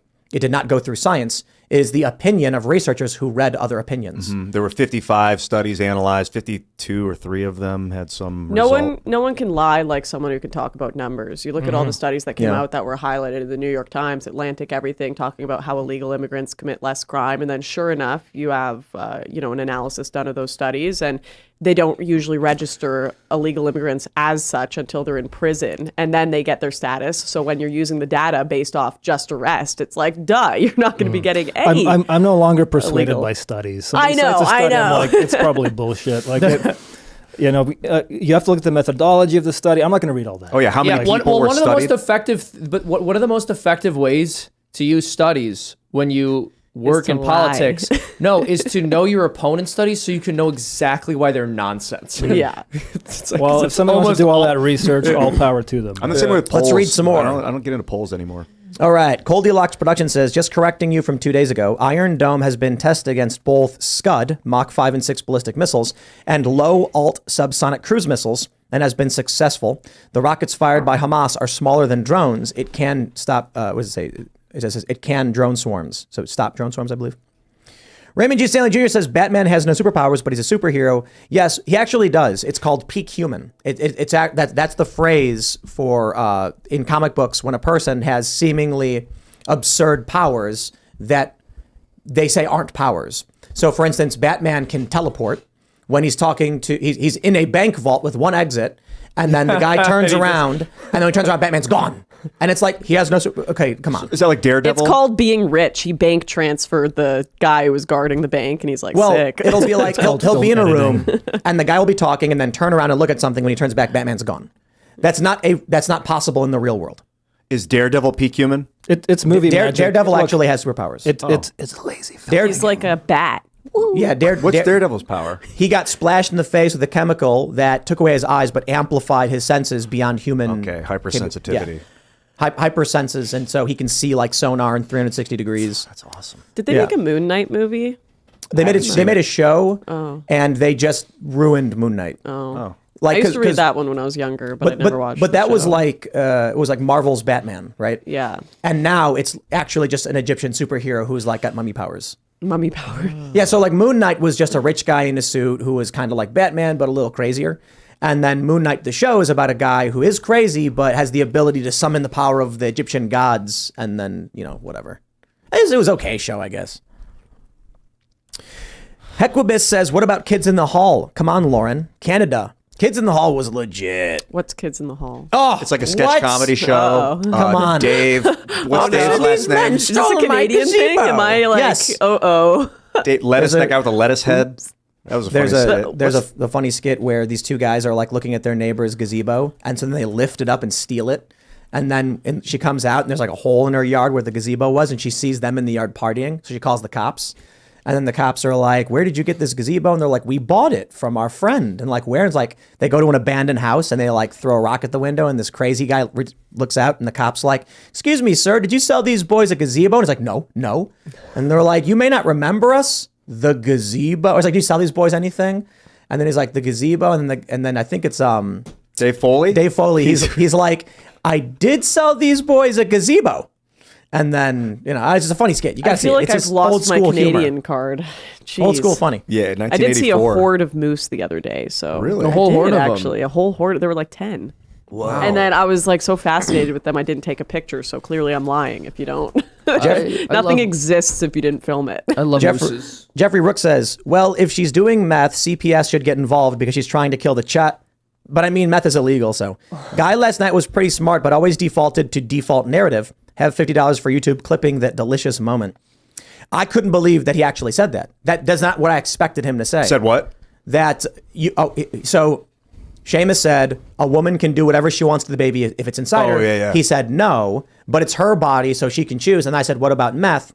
And then he said, well, Child Protective Services could get involved.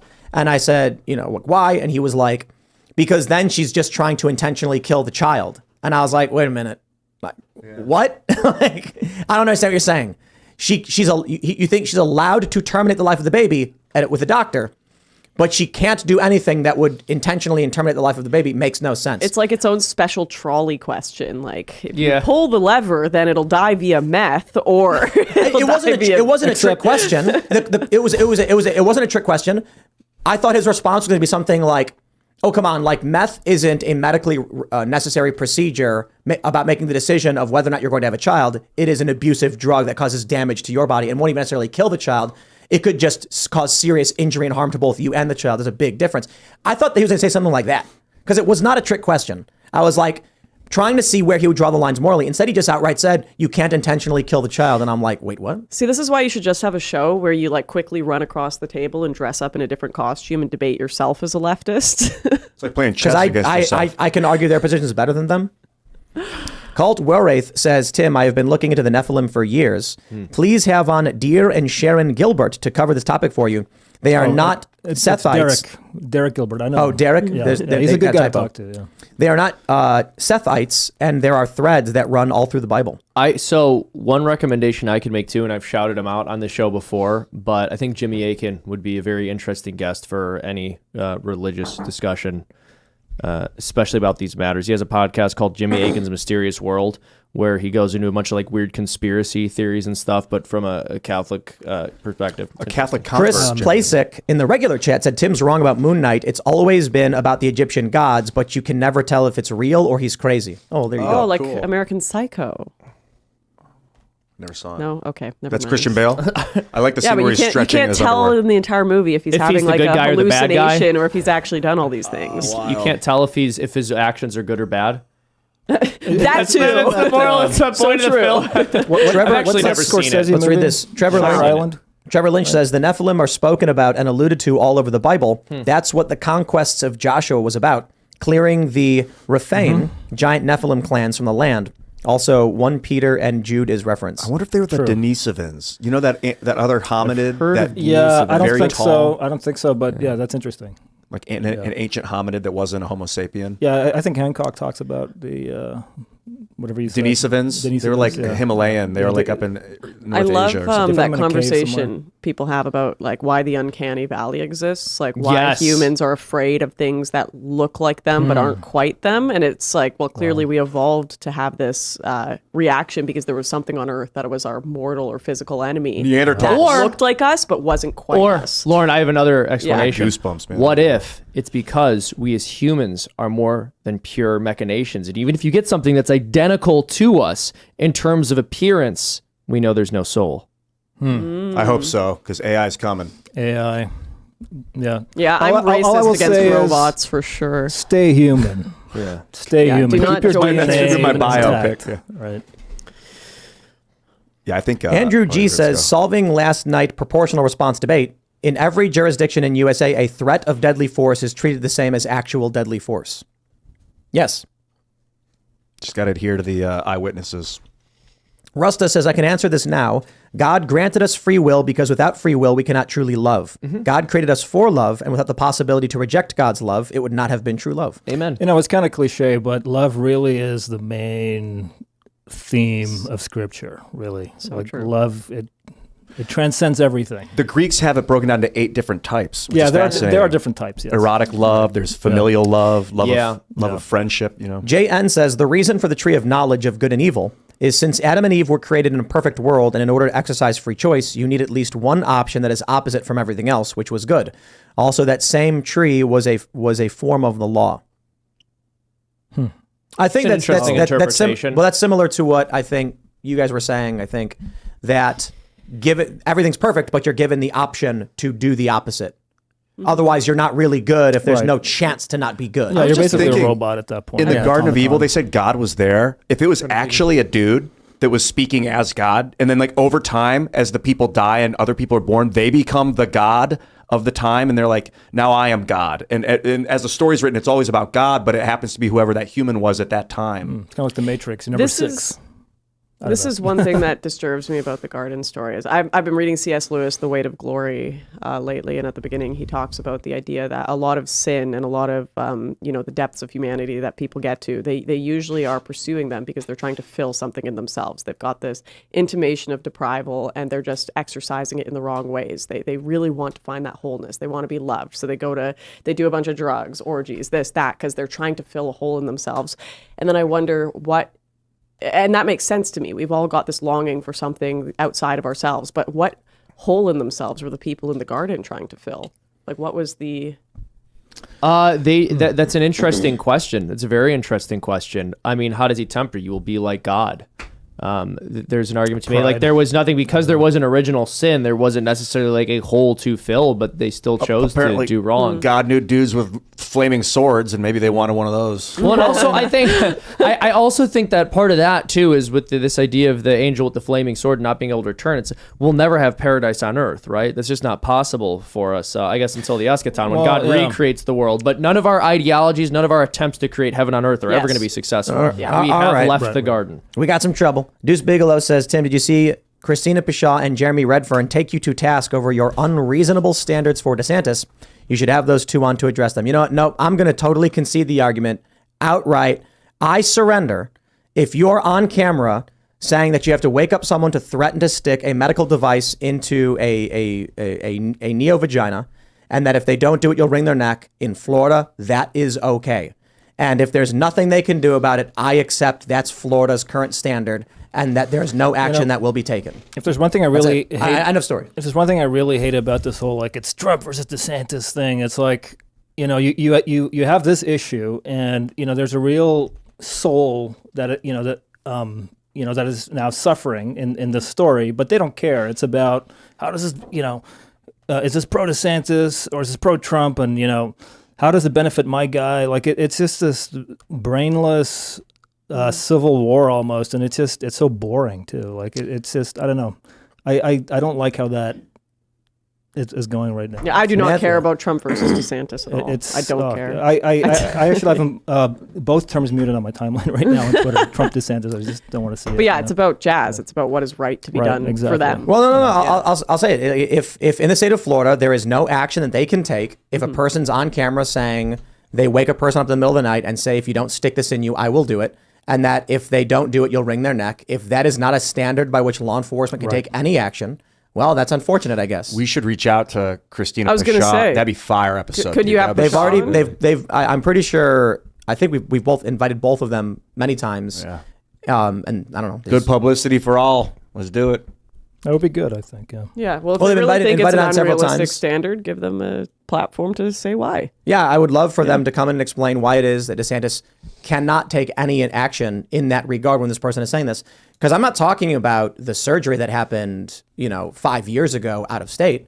I'm talking about the video right now showing that this stuff currently happens in South Florida. I think you've got evidence that Jazz is severely depressed. You've got reason to believe that this is the cause of it. The mother on camera saying you are your own worst enemy. It's your fault. I'm like, these are all very clear signs of abuse, which I think in any other circumstance, they would have law enforcement on. Here, let me read this one. This is from Matthew Roos says, the man can be bleeding from the wife attacking him and the police will take him. Right. There's a viral video where they have a guy and a woman walk down the street and the man screams at the woman and is pushing her and everyone runs up and shoves him and say, you back off. Then they inverted it and have the woman literally striking the man and everyone laughs at him. Yeah. It's a real thing. Yeah. All right, we'll read some more. Robert Betchman says, I'm going to Japan next week for my first work installation as an electrical engineer. Please pray for me or at least wish me luck. P.S. Great job last night. Well, good luck. Thank you very much. I got you. Where are we at? Lunderwear says you should make a high caffeine light roast and call it Focus with Bocus. That's a really good idea. And we got people very smart watching this show. Yeah, okay.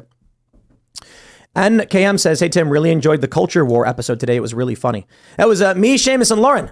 And here we are again. That was to fun. another show. Yeah. It was a fun episode. Go watch it. It's a fun time over there. YouTube.com/Timcast. That's right. Went up today, and it's more of just like a loose conversation about a whole bunch of different stuff. Mm-hmm. Very fun. Nathan C. says, the irony is Tim is mad at DeSantis over Jazz, but DeSantis is the only governor in office fighting back against transgenderism with real policy. So I didn't come out and say Ron DeSantis is a bad guy for not doing it. I didn't come out and say I hate Ron DeSantis. I said, where is Ron DeSantis? This stuff is happening in Florida. And instead of being like, hey, Tim, glad you're concerned. Here's all the things that Ron DeSantis is doing. We'll take these into consideration. And we'll talk about it. They came out like, well, it's too bad we don't have a time machine. And then I started having all of these pro DeSantis people started like crapping all over him. I'm like, dude, I don't think you guys have standards. You know what I mean? It's a purity test and you failed it. Oh, I don't care though. The irony is that I'm mad at DeSantis. When did I say I was mad at DeSantis? I am criticizing the response from his PR team who turned this into something that it probably should not have been. They probably should have responded with Ron DeSantis is doing these things to stop this stuff from happening. And that's all that would have happened. I think all I literally tweeted was, where is Ron DeSantis? Right? Where is Ron DeSantis? This is all happening in Florida because they currently live in South Florida. I think the issue is it's a sore spot because they're not taking action and it makes them look bad to be, But, like I said, look, okay, I concede. If that's the kind of stuff that is allowed in Florida, then that's what is currently allowed in Florida. It is a very tough Pass a law. decision socially right now. That's a big part of why I want to personally, develop further the conversation. I don't think so. I think like I mentioned, if you hear a man and a woman yelling and call the police will show up in 2 seconds without the woman saying anything. And sometimes the cops will even tell the woman, it doesn't matter. We're taking the husband out because we're concerned. Like there are many instances where the woman will answer the door and say, everything's fine, please leave. And the cops will say no. So like, I don't know if that's entirely the case. It probably depends on where you live. absolutely. In the United States, women will answer the door and the cops are like, can we have you come out and speak in private? She'll say no. And they will still say, ma'am, you have to come outside, because often when women are being battered, they tell the cops to leave. Mm-hmm. So often the cops will say, we are not going to leave until we do an interview because there is a probable I guess cause for a I crime. listen to a lot of true crime, and like the main gripe with the true crime YouTubers is they always say like, oh, the police were called to the residence like 8 times and they just walked away and never went in and even did a checkup. And that's like always the gripe in all of these like murder. And of course that happens too. And that's why it's a story about a murder, right? Yeah. So the reason why sometimes cops will not take no for an answer, they'll say, we have received an emergency call giving us probable cause to enter the home. Mm-hmm. Ma'am, step out of the house. And then they'll check her for injury or whatever. Often they'll just say, okay, we're sorry to bother you. Have a nice day. Sometimes they'll say to the guy, we're concerned something's going on. Why don't you leave and come back later? Sometimes it's really bad and they just arrest the guy because the neighbor made the accusation and they're like, better to have him spend the night in jail. They're not. These are. I guess these are, I'm from Canada, where it's like, oh, the person's on their 9th probation, and they just like assaulted someone again, and the cops won't come. And that could be where we're going. But I mean, like You actually have a low credit score if you don't have a criminal record in Canada. But so here's what I think. Is it unreasonable of me to say that following those clips, a state police officer would knock on the door and say, "Can I speak with you in private?" Is that unreasonable? The issue is, I don't think it is. But the issue is, if that were to happen, the entire national media would go after Ron DeSantis, as it appears he's preparing for a presidential run and he doesn't want the heat. I think if Jazz wanted it, it would be completely reasonable. For other people to want it for them, they're both That's adults. easy, so though. I'm like, People who are being abused by their husband, like women who are being abused by their husbands, stay with them often, right? it does happen. It does. And what are you going to do? Sometimes the cops will be like, Catch I'm him sorry. in the act. You got to catch him in the act. And there are many circumstances in many jurisdictions where the cops are like, there's nothing we can do because the woman is not speaking up and speaking out about this guy. And then, like you said, the 9th time, and then the murder happens. So, like, there was a Good old case. Stockholm syndrome. It right. was such a sad one. There was Asian university student. I can't remember his name. I wish I could, but his dad had like threatened to kill his mom like a billion times. A lot of people in the chat probably remember this. And then eventually his dad had like made the explicit, "I'm going to kill your mom like this week." And he went home and killed his dad before he could. And he actually, the jury let him go the first time. And then they were able to get him on illegal weapon possession charges later and send him to jail for like the rest of his life or whatever. But it was like there were so many explicit threats. The police have been called a million times and they did nothing. I'm going to read this one from Josh Berg. We'll do one more. The craziest thing Lance said was when he tried to shame you about another person's sensations. Then at the end, he said, "I want more freedom, more people, and more orgasms." To which I said, that was weird. So weird. The left does this thing where, well, I'll say this about Lance. He had a lot of canned responses. And like, that's why I asked him, like, same thing with Matt Binder. Matt Binder says, "You think trans people don't exist." I said, "What does that mean?" Lance said, "You're in favor of forced birth." I'm like, define that. What does that mean? I don't know what you're saying. Because these are just like, I heard someone say it, I'm repeating it. And so in this circumstance, the left has this repetitious tactic of, why are you talking about someone else's junk? That's weird. And I'm just like, bro, you're not going to shame me. I'm having a conversation about fact things and human development. Well, it's right out of rules. Like, you're not going to appeal to my shame, like to shame, because, like, to quote Rick, "Your boos mean nothing. I've seen what makes you cheer." There was a little bit of shame going in both directions when you were like, there is a trans genocide and you're the one that's causing it. But you guys got past it. It was a little moment where it was like, kind of got weird. But there's no shame for me because these people hold no esteem in my mind.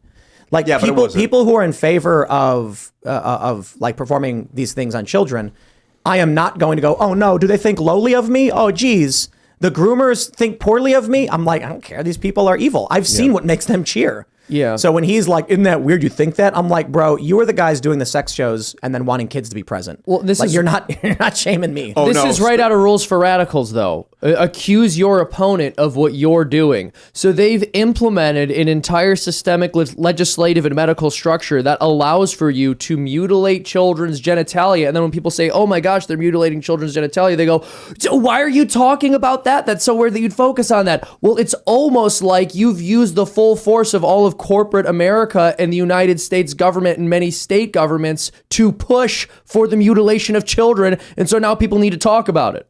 And to represent Lance a little bit, he did say he didn't like sexual stuff with kids. He was specifying drag with kids, which isn't always sexual. It's a nuanced conversation. He said burlesque is always sexual, but drag isn't, when drag is literally burlesque.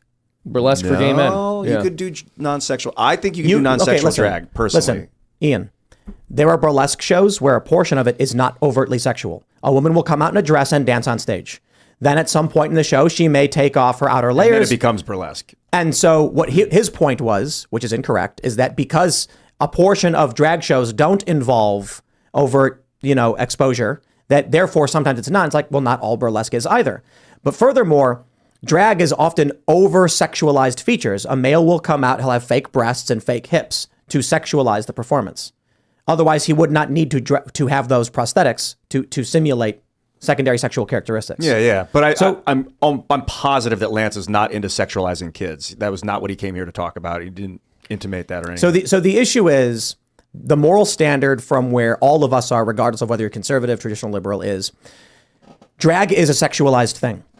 Certain elements of it are not. Well, sure. But like going to a sex shop, some things they sell there are unrelated to sex. They might sell like a vitamin pack for energy. And you can say like, well, that's not all sex related. It's like, well, but the reason they're giving you the energy pills is because it's a sex shop. You know what I mean? So you're doing the drag show. It is themed, or it is centered around sexuality. LGBTQ stuff is literally a community that has an identity based on sexual characteristics. Introducing that to children is grooming, because the purpose of grooming is to introduce the lightest form of something to a child so that you can open the door and then coax them in. So the purpose of these, the Drag Story Hour drag pedagogy article that James Lindsay often references says, get the glitter in the carpet that can never be removed. What they're trying to do is say, take the base element of the sex show, which is the drag performer themselves, and have them do something seemingly innocuous so that parents won't understand what we're doing. But the person, they then write exactly what they're doing to get glitter in the carpet that can never be removed. And that way the child then says, oh, drag performances are good. And then they go to one, and then what do they see? The sexualized performance. Yeah, you could make the argument that it could become a slippery slope. But I would think that become if I went in, on purpose. If I went in and read stories to kids in my bathing suit, that would be more sexual than if I was in a dress. well, no, because Drag, the thing about drag is that that's their fetish costume, and they're wearing their fetish Right. costume in front of kids. That's Look, It's opening the door. Drag is sexualized. It may not be erotic, right? But it's sexualized because, like, as a man, you know, I don't wear a dress because I'm a man, right? Like it's on the basis of sex. It's not erotic. I'll put it this way. Let me put it this way. You know what I mean? Like it's not porno. the scientific definition of sexuality. Ian, Right. a guy walks into a bank armed and with a ski mask on. Did he commit a crime? I think so. Why? You're not allowed to wear ski masks in winter? Especially during COVID. It's Armed with a gun walking into a bank. You're allowed. It's a constitutional. mask? We're in a constitutional carry state in West Virginia. You're allowed to carry a gun. I don't and, know. And you can wear ski masks in winter. Ian, why are you trying to criminalize an innocent guy who's just cold and defending himself? And if it was during COVID, you probably had to wear a mask too. Right? Oh yeah, you know, I mean, now Ian, Maybe you could Ian, make an argument You that want to arrest an innocent man? Is he brandishing the weapon? I didn't say that. No, of course If not. it's concealed, then I don't No, know. people should be allowed to go. So you get the point. Even though it's legal to wear a mask, Dude, I think the even mask though it's thing legal is to bear grooming society. The mask thing is grooming society. Okay, They have masks. let's stay on point so not change the subject. Yeah. My point is this. We recognize that wearing masks legal for the most part. A ski mask in winter, ski mask exists because you're cold and you want to be able to talk and look. And you're allowed to have guns in a constitutional carry state. And we can't assume you're a criminal simply for having these things. But I'll tell you what, if you walk into a bank wearing a ski mask with a gun, don't be surprised if the security guard comes up and says, sir, I'm going to need you to step outside, take the mask off, leave the gun in your car. You people are concerned about what your intention may be. And then he goes, oh, you're accusing me of being a burglar. That's the most insane thing I've ever heard. There's nothing inherently criminal or bank robbery about wearing a ski mask and bringing a gun into a bank. You're going to be like, dude, don't try me. Right? So when a drag queen, with drag being a burlesque performance, goes up to children and you say, hey, we're kind of concerned about what you're introducing these kids to. And they say, oh, now you're, no, sorry. If it's don't buy it. burlesque, you can do non-burlesque drag. That's contentious. No. Yeah. Of course you can. That's right. You are right in the same sense that you can walk into a bank with a ski mask and a gun and you're not intending to rob the Yes. place. But no one is going to accept that because we get it. Well, I mean, I don't, Drag is it's not a gun, a sexualized it's performance. not a weapon. You know, it's just wearing a dress. I think drag literally is gay burlesque. No, burlesque is sexualized drag. And you're wrong. Dude, look up the definitions. Let's get yes. over this. You can wear a dress and not be sexual. But that's not what drag is. Drag is is wearing- men wearing sexualized costumes. it's just and they clothing of the even other remove sex. their clothes on stage for money. that would be stripping. That's what drag No, is. drag is wearing clothing of the other sex. So when That's it. when 11-year-old boy whose name I'm not going to say, Yeah, that guy was went on, stripping. but they call that drag. Well, they called it child it drag. became stripping as you, well. You You are- start off as see- drag, you see, then it becomes burlesque. You're doing what Lance does and creating a false definition to defend the practice of grooming. Dude, Eddie Izzard would wear drag on stage when he would perform. He wasn't doing burlesque. Did he have lipstick on? Yeah, we did the whole. And what's the makeup purpose and of lipstick? dress. I don't know. To simulate ovulation. Did you So know? you think when a woman comes in here, she's sexualizing children? You think a woman is thank sexualizing God I didn't wear kids? lipstick today. Yeah, exactly. You think a woman wearing lipstick is trying to sexualize kids? There are No. degrees to which we accept certain things. Women at Hooters expose their cleavage, and children are allowed in there. But we do say like, okay, if a kid goes in there, we're not going to scream and cry about it. I would. I don't think they should be there. But right. Some people say, because there's lines in society. Yeah, I wasn't allowed to go. Lipstick emerged, we believe, because when women are ovulating, their lips and cheeks are bright red. So women began to simulate these things, right? So when you have a man put on lipstick, wear a dress, shake his hips, and wear fake breasts, the fake breasts, I agree. And that's what drag is. Well, no, I could just wear a dress. That would be drag. Okay. I'm not talking about. I think we're defining it. I think we're defining it differently too here, because I would still take issue with that, but drag queen story hour, it's never just a dude throwing a dress on. I would still be against that, but there's a lot more to it. Like Tim's mentioning, there's the fake breasts, there's an additional level of makeup, or the person who wore the prosthetic breasts and genitals in that the stuff's UK. all sexual. That's but they call that drag story hour. They might be So misrepresenting drag. Yeah. The clear response here is to bring this individual chocolate and tell them to go home and lay down because they are clearly ovulating. We got to wrap things up. We've gone late. So if you haven't already, would you kindly smash that like button, subscribe to this channel, share the show with your friends, become a member at timcast.com. You can follow the show at Timcast IRL, or you can follow me personally at Timcast. Lauren, do you want to shout anything out? Infringed. Damn. Gonna come out like next week or the week after, at least within the next few weeks. You got to watch it. Gonna be on timcast.com Maybe as well. Tuesday. Tuesday probably makes the most sense. That sounds like a lit day to watch Infringed. Right on. At Lauren_Southern. Follow me. Same thing. Watch Infringed. I want people to follow you guys on Twitter too. Give me your Twitter. John Dutoit, JONDUTOIT. I believe it's Lauren Southern on Twitter, if I'm not mistaken. At Lauren_Southern. Don't forget the underscore. It's important. Whoever stole Shim-sham. the one without the underscore, screw you. Stole it from you. So what I want to shout out is the novena to St. Joseph. We're on day 5 of it right now. We're praying that for the working class in this country in this tumultuous economic time, for the unborn, and also for our enemies, people who we very much disagree with and think are doing bad things, that they may see the light. So if y'all want to go over to my Twitter account, that's one of my most recent tweets, has a link to that novena pinned there. I'm Ian Cross. Yeah. Well, I'd like to hear more about that. Maybe next week we can talk a little bit more about that. Matt Binder, I know you're out there. I love you, man. Hit me up. Let's do a show together. Someone told me you like my stuff. Fan of yours and a fan of mine.